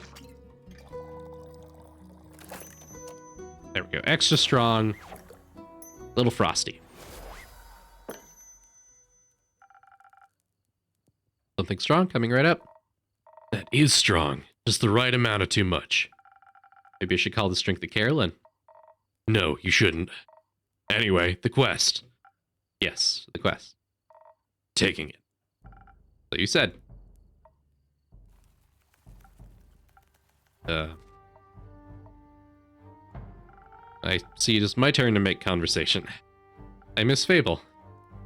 Isn't it a bit too soon for another quest? Just returned. It has been hours since I've done anything but sleep, chat, and drink. I'm getting antsy. If I sit still for too long, it feels like my bones are disintegrating, and I forget who I am. I think that's called boredom. It's torture. Carolyn, do you have ADHD? At 2. Well, boring's not what I would call this quest in the slightest. Stealing from a chimera for stealing from a chimera for a vampire sunscreen. Couldn't get more reckless than that. It could by taking Elfie along. Fair point. Please don't. I won't. So the saliva's for a vampire? Vampire sunscreen. Can't a vampire get their chimera goo themselves? It's a wyvern chimera. Vampires and fire don't mix too well. Also, if everyone just did their own quest, the economy would be in shambles. Suppose that'd be terrible for your business. Indeed. Have you ever encountered a chimera before? No, not a real one. Got me thinking. Ain't it kind of blasphemous to steal from a draconic guardian? Depends. Are you religious? Guess not. Then no. Would it be if I was? Don't think so. Chimeras steal riches all the time. They were created to be guardians by the protectors of the realms. So, stealing something to protect someone else seems in line with the doctrine. Ugh, good thing you ain't a priest. You do a piss poor job. Thank you. Is blasphemy what you're most worried about? I ain't worried. Okay. Nervous. Ain't that either. What is it? Excitement, I suppose. Excitement? Don't laugh. I'm not laughing. I'm asking. Yes, excitement. Never encountered a guardian before. I've always sort of wanted to. Why haven't you? Ain't exactly easy to find one, or to survive one. Seems like a great opportunity for you then. It is. What's it about guardians? Less about the guardians, more about what created it. Maybe a little about the chimera. Got a dragon head, right? Yes. Modeled after its creator, I would guess. So let me rephrase that. What is it about dragons and chimeras with dragon heads? They're cool. Uh-huh. Also, when I was little, my baba used to tell me bedtime stories about the dragons every night. He was a great adventurer and counted many of their creations on her journeys. Not sure if it's true, but she always claimed she met each of the realm keepers themselves. My little keepsakes from them and all. My sword's one of those. Passed it on to me before she... Passed? left. One day she was just gone. I think she wanted to spend her last moments somewhere else. Like to think she visited one of her dragons one last time. Your family has a leaving problem. At least she left our savings alone. That sword and her stories are all I have left of her. Going on this quest. Almost like it feels like I'm stepping into a memory of hers. Did she ever tell you about a wyvern chimera? No. It was the only kind she never encountered. Had quarrels with those feline ones. Different varieties of scales, even a cow one, I think. Never found a wyvern one in all her years. Would have been nice to tell her the story when I return. If I return. I'm sure you will. You can tell the story to me. I don't know if I make for a good baba, but I do enjoy a good tale. I'll think about it. You already got me talking too much. This is you talking too much? So, You like dragons? I do. They're fascinating creatures. Very interesting, very magical.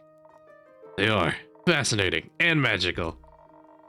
Used to pretend I was one when I was little. Really wanted their magic and their wings. You could just ask them for their magic. Not sure about their wings. Oh, I ain't a priest either. Besides, I'm a warrior. Don't do all that magic crap. Why not? I like my sword and my muscles. They're a good combo.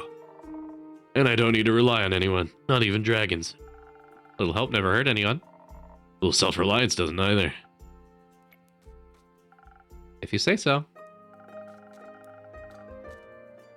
That mean you don't want a drink to pep you up, Carolyn? Didn't say that. See, that doesn't count as help. It's prepayment for me taking on your quest. Sure. You'll be happy to hear that I could give some incredible infusions to offer that could greatly help you with your quest. Nah, sounds unnecessarily complicated. Keep it simple. Alright, what can I get you then?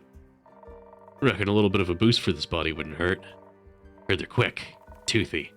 They'll need to be too hardy for its bite. Some defense might come in handy. Something for the brain. Baba talked quite a lot about how much they enjoyed a good ruse. Maybe I can outsmart it with the right play. I need some intelligence for that. Be risking it all on a bad idea. You sure you don't want any infusions? Just a little bit of a phoenix chili would make you fire resistant. Could be useful in a fight. Dragons. Stubborn. Sure, I'll try one. And on the topic of trickery, No, one is enough. Either you mix defense with your weird chili, or you go heavy on the intelligence. I don't need more of your fancy tricks. I don't care which one you pick. That's your job. Figure it out. we'll go intelligence. Maybe this will be our first intelligence one, and maybe Carolyn will learn some magic in the process.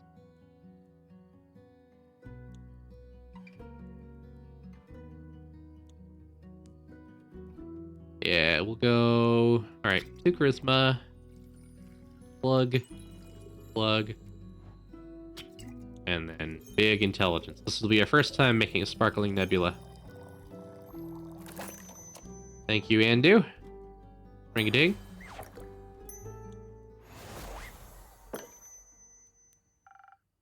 Figured it out. Thanks. Hope you seasoned it with some trickery. It does feel weird, like my brain is sparkling. No refunds. That version is the sunscreen. Pretty urgent. Sun tends not to take a break, even for vampires. Maybe he should sunbathe less then. That might solve his problems. Might. When has an easy solution ever been fun? Good point. I'll see what I can do. Maybe they got some mice in that mangrove. Good luck. Won't be needing it. I'll be waiting to hear of your exploits upon your return.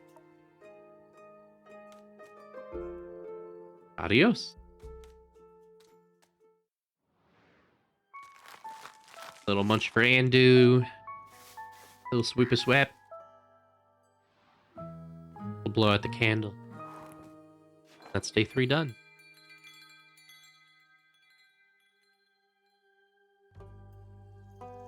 Day 4, Starlight Sonata. Oh, very early morning. Oh, hello. Hey, Innkeep. Hey, Chrissy. Time no see. So true. I've been pretty busy this hatching season. A lot to do? Yeah. The birds seem to be in a slight uproar. Like something's amiss. I just can't figure out what. My voice. Oh my god. Animals often have a sixth sense, you know. They do indeed. Anyways, hand over a drink, will ya? Of course. What'll it be this time? Something for the wits again? You know me well. Too well, I guess. That's the curse of being a regular. Eventually I'll have you all figured out. I hate to disappoint you, but you're wrong today. Am I now? Yes. Quite confident in the capability of my mind and wits. Of course. So what I'll need instead is something to protect me from whether or foe. So I'm steeled for any situation. That makes sense. I'll see what I can do. Like a frosted lagoon.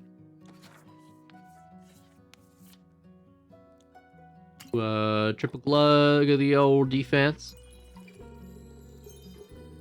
There we go. And then a little bit of charisma. A little bit of attack. The old Frosty Lagoon. Liquid steel, a bit more digestible. This is exactly what I need for my trip. Where are you headed anyways? Oh, to the island of Boreas. I want to reconnect with friends at the annual Borean Art Convention. Isn't Boreas difficult to reach? Not exactly a place known for its population. The convention is especially for creatures sylvan spirits, trolls, and the like. They'll also be electing the scariest monster for the next issue of Screech Magazine. That sounds exciting. It'll be a sight to behold for sure. But do you know what I'm most excited about? Nymphs? No. They're pretty, don't get me wrong, but definitely not the reason why I'm going to Boreas. That'd be Fable's reason. You're so right. If you do happen to meet Nymph, treat them for me. Sure. Now that we know what I'd be excited for, how about you? The geysers and hot springs, especially around this time of year. The morning is still a bit chilly, and the sun tickles the sky on the horizon. That sounds lovely. Sure those things will be nice muses too? Bet! I'm bringing an extra set of paints this time so I don't run out again. I mean, Fable taught me how to make some from flowers and berries, but Borean flora is unsuitable for things like that. Seems like you're well prepared either way. Absolutely. How are the birds doing apart from being in distress? Well, the cinnamon green-cheeked conures are growing up to be such a lovely bunch. Can't wait to release them back in the wild once they're strong enough. With your care, they'll be ready in a heartbeat. I'm guessing you're taking Ruby and Merlin along to the convention? Of course. As for the others, I obviously can't take them with me. But I asked Fable to look after everyone. In exchange, I'll teach them how to grow zucchini. Speaking of which, I wanted to leave my keys under their doormat. Sorry for the short stay, but I gotta hurry or else I'll miss my boat. Quite the walk to their treehouse. You don't want to have to compensate me for that, do you? I wouldn't mind, but I also wouldn't want you to be late to your convention. Well then, so long, Innkeep. See you soon.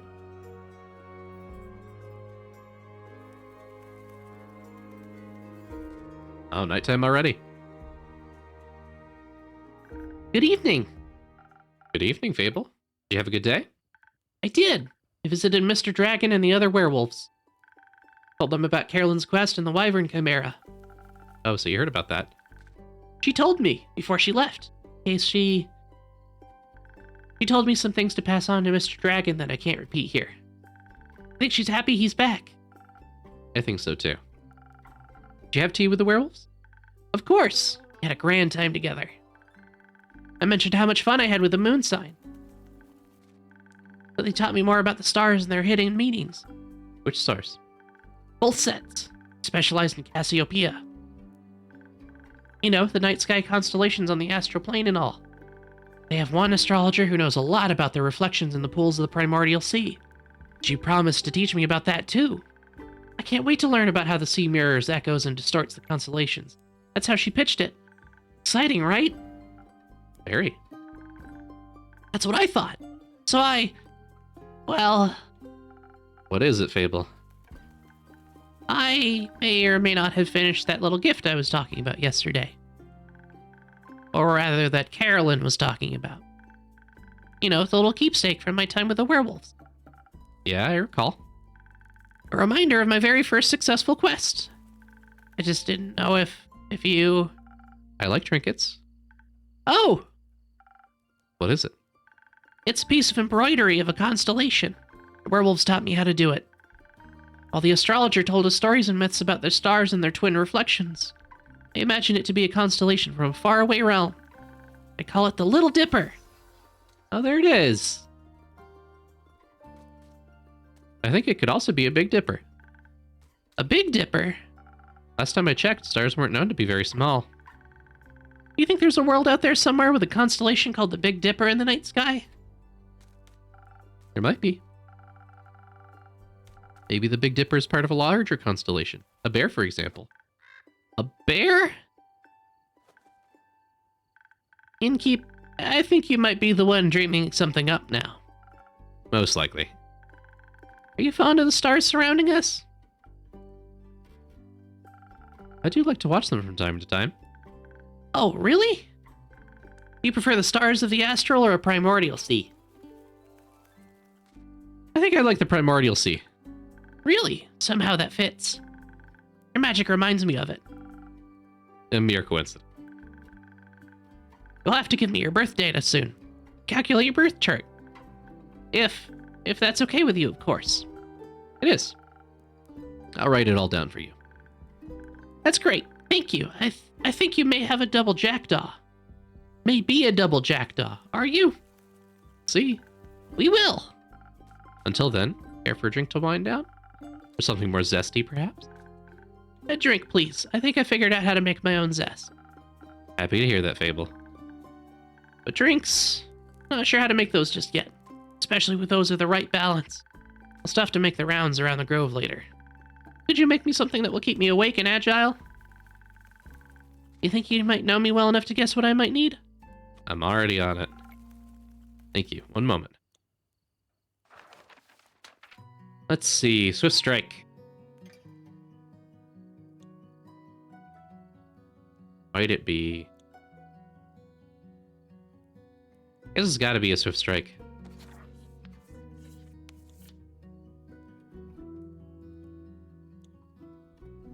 Pop a pepper in there just for fun, you know?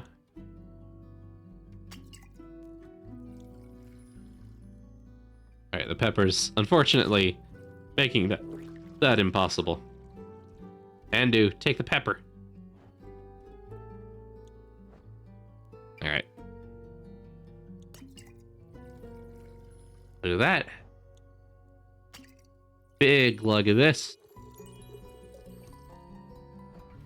Actually, hold on.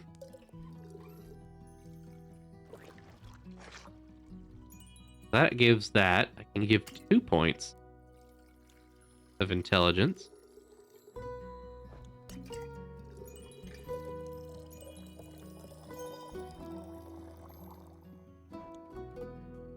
What do you mean that doesn't count? Just because there's a little extra attack? Fine. Fine. Andu's getting big fucking glugs tonight. Undeservedly big glugs tonight, just because I want to go a little off course.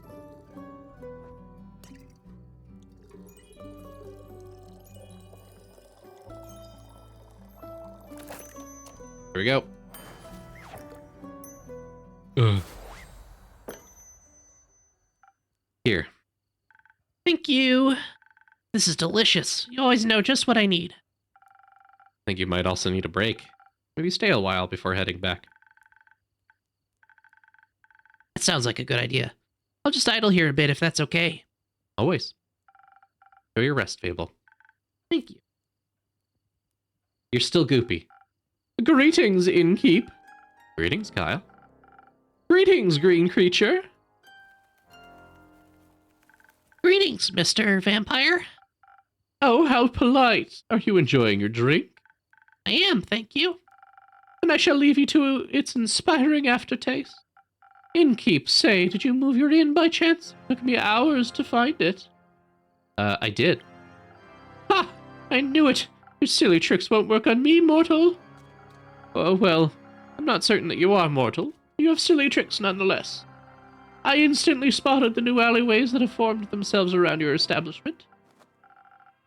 Perhaps I even got lost in them, in their winding paths and dark corridors.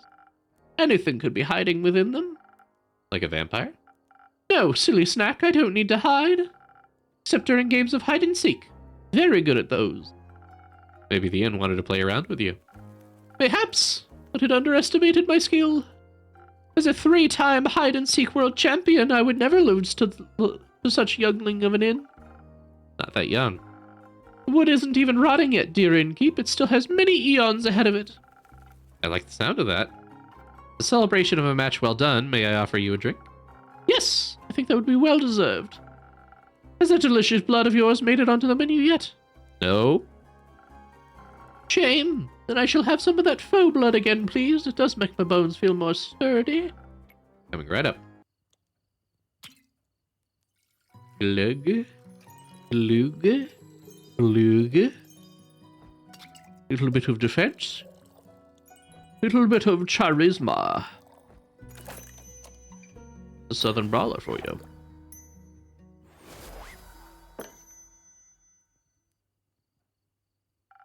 Some faux blood for your bones. Enjoy. Ah, this is perfect innkeep. The only thing that could make me happier would be a drink lovingly titled The Innkeeper's Vein. Keep dreaming, Count Dracula. Speaking of dreams, how is the retrieval of my cape coming along? Swimmingly. Well, actually, I think there's very little water involved. I wouldn't be so sure. My dear Evelyn has a beautiful pond filled with long-toothed spine guppies in her courtyard. It's her pride and joy. I hope no one is swimming in that. But I have sent someone on your quest. He'll return soon, and you and your cape will be reunited. Marvelous! Speaking of inseparable teams, where's Rhea? Oh, she's taken the day off. Oops. She demanded vacation time, so I said she could choose any day, and she chose today.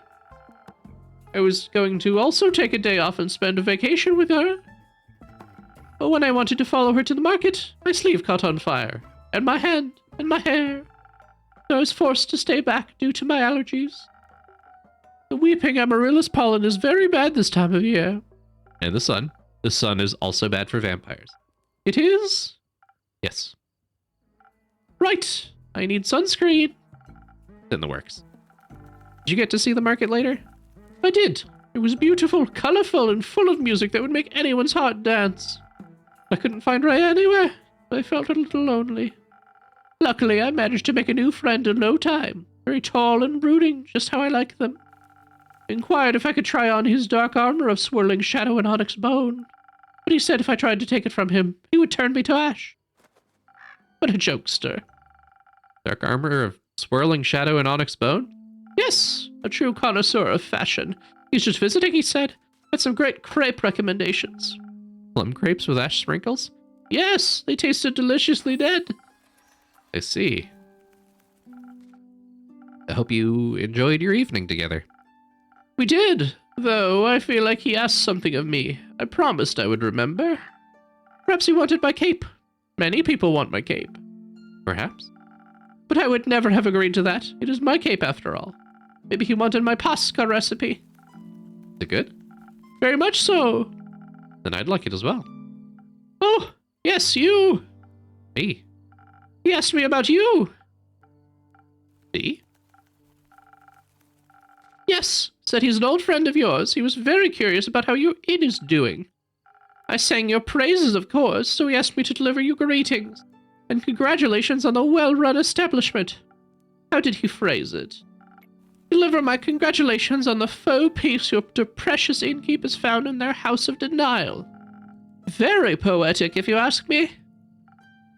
Very. If only I could remember his name. My description of him ring any bells for you? No, I'm afraid not. Too bad. He must be an old childhood friend. Maybe you went to school together. I heard many friendships are formed in such halls. Maybe. Want to tell me more about your time at the market? Most certainly. I found the loveliest trinkets. Like a little stuffed bear with a tiny raincoat and a crescent elder moon necklace. I found a gorgeous sun charm as well. Bought it for Rhea as a welcome back from vacation gift. That's very sweet. Your friend bought a delightful raven figurine with eyes of starlight. Please don't call him that. We should never deny our friends, even if we don't remember them. I don't remember any of my friends. Alas, I still love them, even if their memory lives on only in my heart. Anyhow, he said it was a gift to himself, to celebrate the dawning of the month of the astral moon. Oh, I love Cassiopeia so dearly. She's the most beautiful month, is she not? A haven of starlight reflected in the primordial sea below. Only once a year is she this close to us, and only then for a short period of time. To me, she is a harbinger of yearning and change. I wonder how we'll change in this month. I hope to be more capeful and sunscreened by the end of it. Perhaps even a little less alone. What about you? I like the way I am. I wouldn't say no to stocking up on more ingredients. Ah, the refusal to change is dangerous, innkeeper. Change always comes to those who deny it most. By the end of the astral moon, we shall no longer be who we once were. Sounds like a threat. By no means. Maybe it promises mourning, but maybe celebrations also, could it not? For example, my dear Rhea hated vampires when she met me, and now she likes me. True change can occur before the stars change, it seems. You are hard to dislike. Oh, how sweet of you. As sweet as my blood. I have a lot of it. I would hope you do. And it runs warm when people are kind to me. In all my millennia, kindness has always made me the happiest. There's nothing greater than friendship, don't you agree? And nothing more fragile. Makes it all the more precious. That reminds me, I forgot a crucial part of the message. Our dear friend stranger told me that he would like to see you again. He said... Oh, what was it? Don't think too hard about it. Ah, of course, the letter. The letter? The polite young man gave me a letter to deliver to you. What a sweet gesture. I shall pass it on to you forthwith. Thank you. You're not going to open it? No, I don't think now's the right time for a letter. Not enough moonlight. Wouldn't it be kind of romantic? Longingly dwelling in the memories of a friend? It would go so well with the fireworks. What fireworks? I have no clue. He tells me he hopes you will enjoy them. Fireworks, doesn't that sound lovely? I hope they aren't part of a private event. I think that would be difficult to do with fireworks. Oh. That doesn't sound... Or that doesn't look like that's supposed to happen. I don't mean to interrupt, but... What is it, little fawn? Look outside. I think the fireworks have started. Oh, how beautiful they're falling from the sky. Hello, little fireworks. Sparkle on. Glad the vampire is excited about reading a letter because they certainly can't read the room. Yeah, that's vampires, isn't it? Those aren't fireworks. Stars.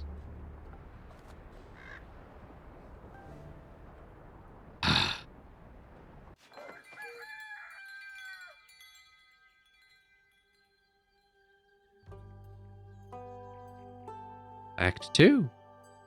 Picking up the pieces.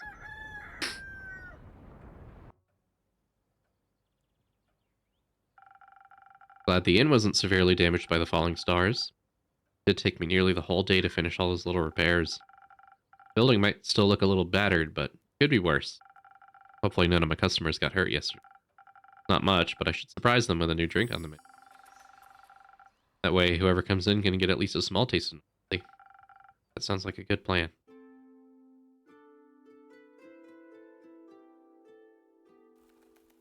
Oh, hello. Innkeeper. Jade. Didn't think you showed up again after last time. No hard feelings. Remind me again, who started that whole brawl? No clue, actually.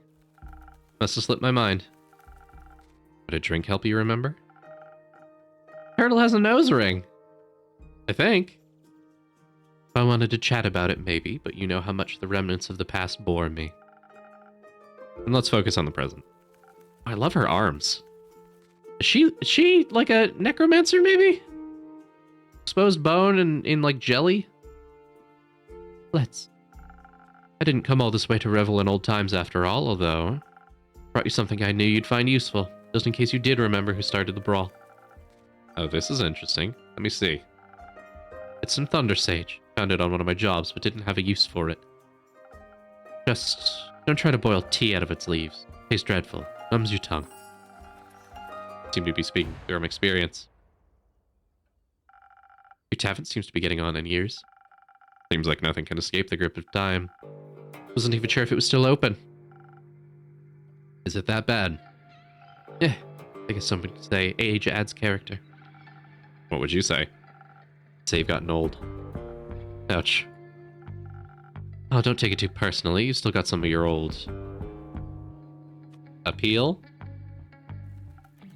Yes. You can be honest, you know. You're not my type. That's okay. Perhaps your drinks are my type, though. What can I serve you? Something that'll quicken my reflexes. Gotcha. Alright, what is this new drink? Sunny Breeze. Heavy on the charisma, agility, and intelligence. Not what we're looking for today. Looking for a Swift Strike. Also have Thunder Sage, which is a big boost to intelligence. Jesus. Resistance, Inspiration, Frost Armor, Invisibility. Huh. Gives inspiration. Neat.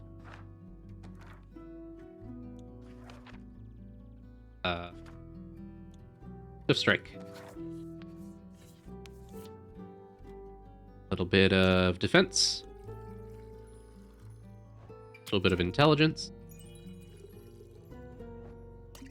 Bunch of agility.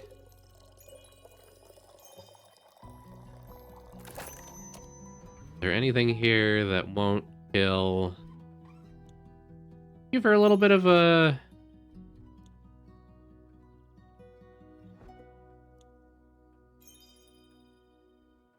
Nah, never mind. No extra spice today. Perhaps you'll find this appealing. Now that's what you call a drink. Maybe you haven't gotten on in years so much after all. Well, some things never wither. What are you doing in Zenith these days? Keeping up to date? Checking out the latest town gossip after my most recent gig. Most recent gig? I finished up a job in the Saye Plains. Sandworm kept terrorizing a group of seal wool merchants at the edge of the plains. I myself am very fond of those creatures. They just mind their own business, but sometimes they gotta eat. But you know how it is. Something's gotta pay the bills after all. So I took the gig. A cushy job, though I still managed to get sand between my teeth. Luckily, it was only a sandworm and not one of those mimics that pretend to be part of the local fauna and... snap! Gone you are. Anyway, I also heard about some unrest in Zoford from one of the local merchants. Decided to go take a look. Zoford, the seaport? Yeah. Always considered it a rather calm sea. It was. Still is. Sometimes, at least. Initially, I thought the unrest was related to the local thieves guild. I went there to deal with some bandits, look at their most wanted list, and cash out. No real challenge, though, so I didn't pick up anything. Other than a few hushed whispers at the marketplace, that is. Something about some archmage's familiar that went missing or so, whatever. Perhaps a job for you? I'm not a welfare association. Like, what do I care about a missing familiars if no one's going to pay me, you know? Of course. I was way more interested in hearing about the undead on the other side of the country that my colleagues were mumbling about. So I came here, and naturally I couldn't resist coming by to see how you were holding up. Doing very well, actually, thank you. Well, that's good news, especially considering the state of your tavern. It's not that bad. Sure, whatever you say. Oh, do you know anything about those undead? Not really. I've been a bit occupied cleaning up this mess. The tavern was just a tad affected by some recent incidents. What do you mean? The shooting stars? Oh, Christ. Oh, God, too many voices. What voice do I give her? Shooting stars, it's much more serious than that. Innkeeper, a drink, please. Perhaps something to boost my defenses. I'll have to be equipped for every possible situation after this kind of morning. Coming right up. Excuse me. I give her a pine cone and frosted lagoon.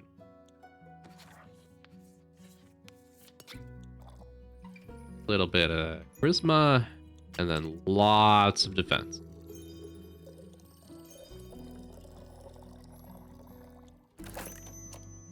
Extra frosty lagoon. Borean lagoon. Please enjoy. Like dragon scales. Sturdy, strong, flawless. Glad I could impress.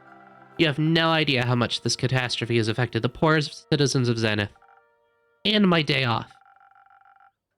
I can only imagine what scars it must have left on the rest of the country. I mean, if some star rain managed to affect not only the tavern, but also the whole city, it must have been pretty bad. Speaking of which, I'd be happy to help you fix this place up. If the money's right, of course. No, thank you. Closing up early today and tomorrow to take care of things. All right, Chief. The offer still stands.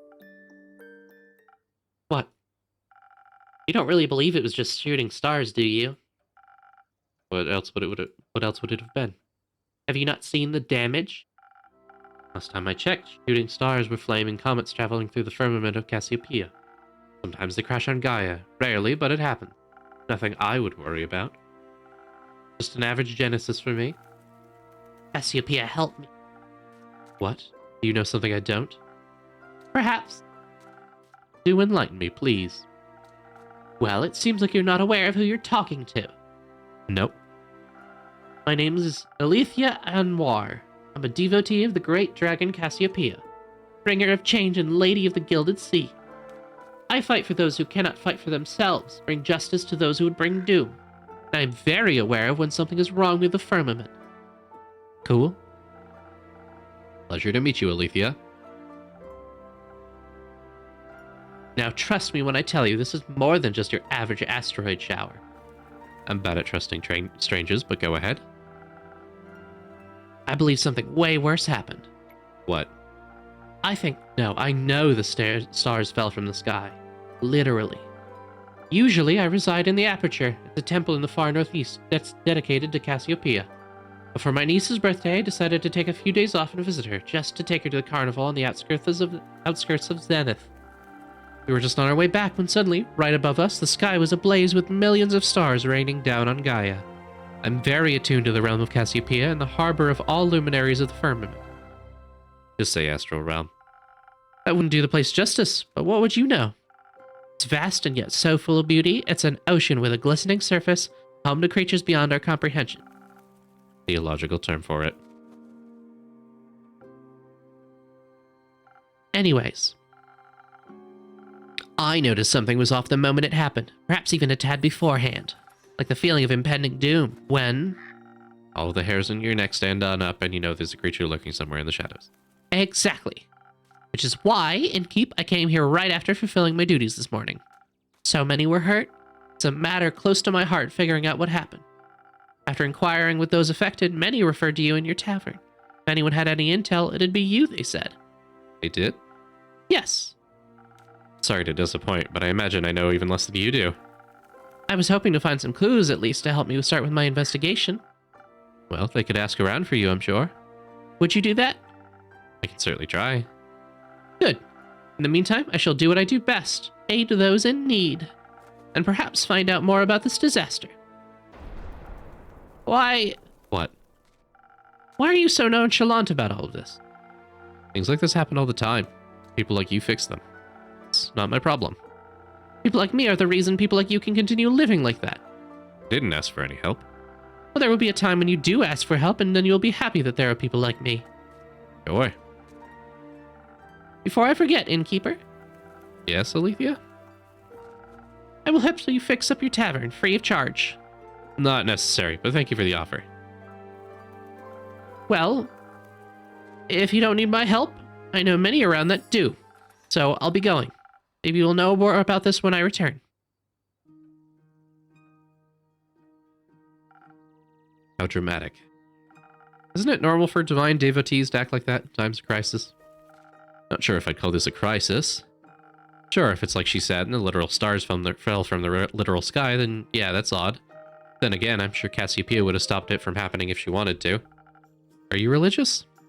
No, but I don't deny the dragon's existence. Which means I'm more than confident in saying that if they wanted to be worshipped, they should work for it. We all worked for something. I work to get paid, you work to get paid, and they just get paid without working. Yeah, more or less. That does sound a little unfair, though. Plenty. Which is why it's even more important that we take care of things here on Gaia. Oh, God! Hey, yo! Greetings, adventurer. Your fingers are cats. Your scarf is a mouse. What are you? Ooh, me? You're the only one who entered my tavern, no? Yeah, but in what way do I look like an adventurer? That's just their standard greeting. Budget couldn't cover any more, I suppose. I have a wide variety of greetings. If that makes you feel better. Hit me and give me something from your repertoire of greetings. Hey, yo, bro. Cringe fail. Didn't you greet me like that? It's different when I do it. Yeah, the whole demeanor revolves around cringe. Yeah, exact. Wait, what? Who even are you? Jade, you? Iniko. Cool name, Jade. Can I steal it? What? What? I'd prefer it if no one stole anything. Drakes, got it. Can I have a drink then, if I can't have your name? Of course. What do you want? What do you have? Everything. What do you need most right now? Something that'll make me more swift and agile. Like a slippery worm. Can't risk getting caught after all. What? What? Worms can be slippery? That wasn't... Never mind. A slippery worm coming right up. Alright, well. So strike it is. Dash of defense. Splash intellect. A big old glug agility. And off we go.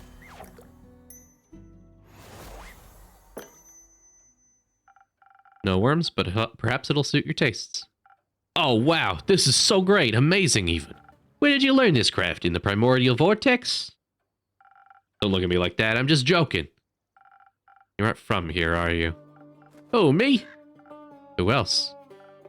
Gory. Is that the thing on your shoulder? Bingo. Short for corruption. Ah. No. I meant you. Well, I'm nowhere, anywhere, all everywhere, all at once. Well, most of me is from Avalon. Oh, an Avalonian? Native born or by ancestry? Native, duh. Huh, interesting. Find it pretty lame, DBH. There's nothing going on over there. Everyone's the same. You think it's different here on Gaia? Yeah, I mean, not really, but I can go anywhere I like. Barely anyone knows me here. Theft, identity fraud, fucking all's goody-goody with me, because I can be someone else tomorrow. In Avalon, they all see right through that game pretty quickly. I see. Changeling then? Yes, and I say so out of trust. Just kidding. If you tell anyone, I'll come for you. Right not. What happens in the tavern stays in the tavern. And we're cool. Cool. So, what brings you here, Iniko? Isn't that, you know? Zenith seemed like a cool town with a cool name. Got distracted by that giant hog in your front yard and thought I'd come and say hi. That would be mine. Cool. I don't do mounts. I'm faster on foot. That way I can admire the landscape, take U-turns through narrow spaces, pickpocket. And you did? And did you admire the wrecked ruin that was once Zenith? I mean, I love chaos, so... Is it that bad? You ever leave this tavern, Innkeep? The city looks like a broken mirror. You bet it does. Like a star hit the center of Zenith and... Boom! Yep. Oh. But there's nothing we can do about it. Exactly. Someone will fix it. That someone's not me. Ah, me neither. But someone could be you. Me? Nah, nuh-uh. Absolutely not. I don't get involved with these sorts of things. Ever. Who am I to fix someone else's problems? Are they gonna pay me for it? Not enough, that's for sure. You work for nothing, and in the end, no one thanks you for it. Heroism is unprofitable an art form. If you're unlucky, you'll even get in trouble for destroying someone's property. And that after you just fought tooth and nail to save a village from eternal damnation. Or something like that. Exactly. I know Jaden is a mercenary, but say, Iniko, you aren't exactly a traditional adventurer either, huh? Ugh, no way. The self-righteousness and self-sacrificial hero complexes ain't my vibe. Wouldn't say all adventurers are like that. Name one adventurer that didn't die from his self-sacrificial tendencies. I knew one, but they perished thanks to their hubris. Another classic. Reminds me of this group I met with last week in Arove. They were nice, but too nice, you know? I know exactly what you mean. Were they also on their way to investigate the falling stars? Nah, they were headed somewhere north. Didn't really listen, didn't care. But I was nice to them too, you know. Got some rations out of them when they prepared breakfast at their camp. Sat around the campfire, drinking tea, munching on bread and bacon. One of them was a wizard, I believe. Full on robes and magic type of guy. Keep going on about how Leviathan was sending bad omens to the bottom of his teacup. Leviathan? Huh, why him? Dunno. Was he trying to warn you about his sister's demise? His sister? Cassiopeia. Ah, right. Sorry. Mythology ain't really my cup of tea. What is your cup of tea? Broad. Checks out. So, Leviathan warned him by his tea leaves about the sight of something terrible. Tatted wings, tainting the gilded sea in dark shades of misery, leaving behind nothing but a shimmering void. That's exactly what he said. How did you know? I think I read that somewhere before. Did you also read about the blazing eruption at the foot of the Dalwell Hills? No, but I heard about that when I was in Zoford. Thought the Fae were doing one of their quirky rituals again. Wait, so it actually happened? Yep. Also read that from his tea leaves. Whoa, seems like the guy was a real psychic. I guess. Divination magic can be a powerful tool. The tea leaves said the wings shall be torn apart at the feet of Avalon, nestled between the peaks of Dalwell. Dalwell? So it really could be true. What? Sounds like whatever happened in Dalwell was the reason the stars fell from the sky. Painted gilded sea, shimmering void, metaphors for a starless sky. The wizard was right about his tea leaf reading, that is. It fits with what I heard in Zoford. Happened just a few days ago. Oh, that's how you connect in it all. How else? No idea. Thought he was just babbling. Ah, well, with everything that's been happening recently, I think he might have been onto something. Odd that the adventurers didn't try to stop it from happening. Perhaps no one would pay them for it. Or their other job paid better. Maybe they didn't want to be held responsible for any possible repercussions. Maybe they just realized they can't save everybody. Maybe they were just pretending to be adventurers. Maybe they were the cause of all this and they were just bragging about it, thinking I'd stop them. Lol. Enough with your maybes. They're pointless and aren't helping anyone. Getting a headache. I'll go get some fresh air. So long, Innkeep. Merry hunting, Jade. Now it's just you and me, Innkeeper. Indeed, Aniko. But not for long. I'm getting bored and I'm broke. So you're gonna look around town. Surely some people don't need the shiny things anymore. Good luck finding someone to help that definitely isn't me. So far, I haven't been disappointed by the others. You know how to never get disappointed? How? Never have expectations. Duh. Could have figured that one out. And that's the end of the demo. Just about right on time. Holy shit. Fucking... There you go. That's the first few chapters of Tavern Talk, everybody. Let me double check something real quick.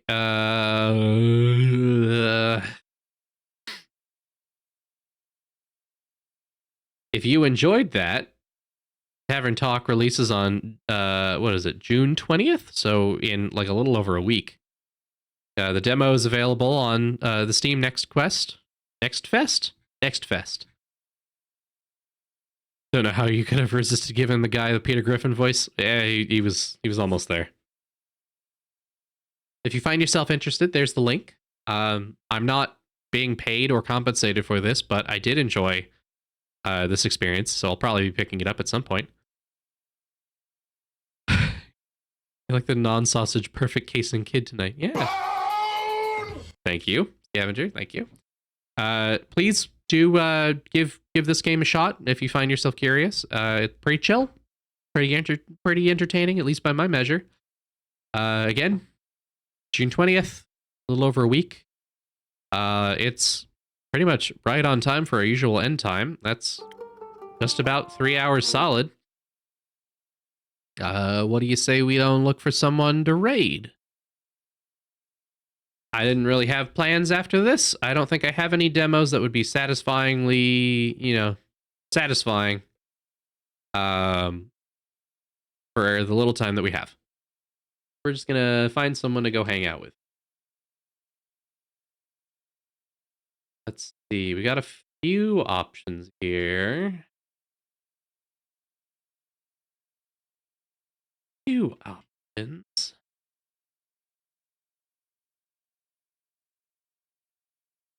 Let's see. Looking at some buds over here, looking at some buds over here. This one is watching the Killer Bean movie. We're not doing that. Let's see.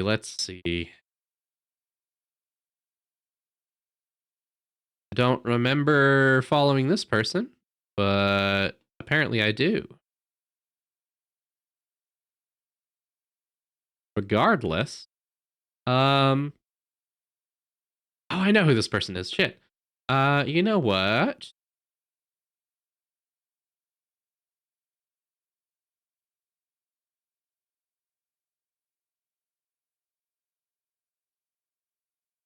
Why don't we head over to someone new?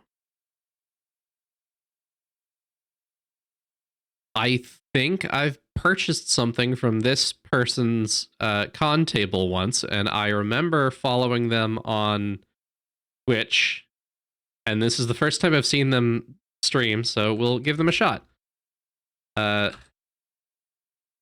is Ash Thistleclaw, a dragon, a dragoon slash gremlin VTuber, a rude dragon, and they are playing Amber Isle, the dinosaur focused. Is it a? Is it an Animal Crossing esque? Maybe it's a Stardew Valley esque. I don't know. It's interesting. So we're gonna go right over to Ash Thistleclaw. Give them a lot of love. Take care of yourselves in the meantime. Thank you all for joining me tonight. We're gonna figure out what schedule looks like. Thank you, Joe.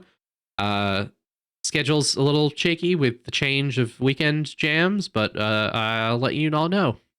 Thank you all for joining. Have yourself a good night. Take good care of yourself. Rest up, etc. Bye-bye.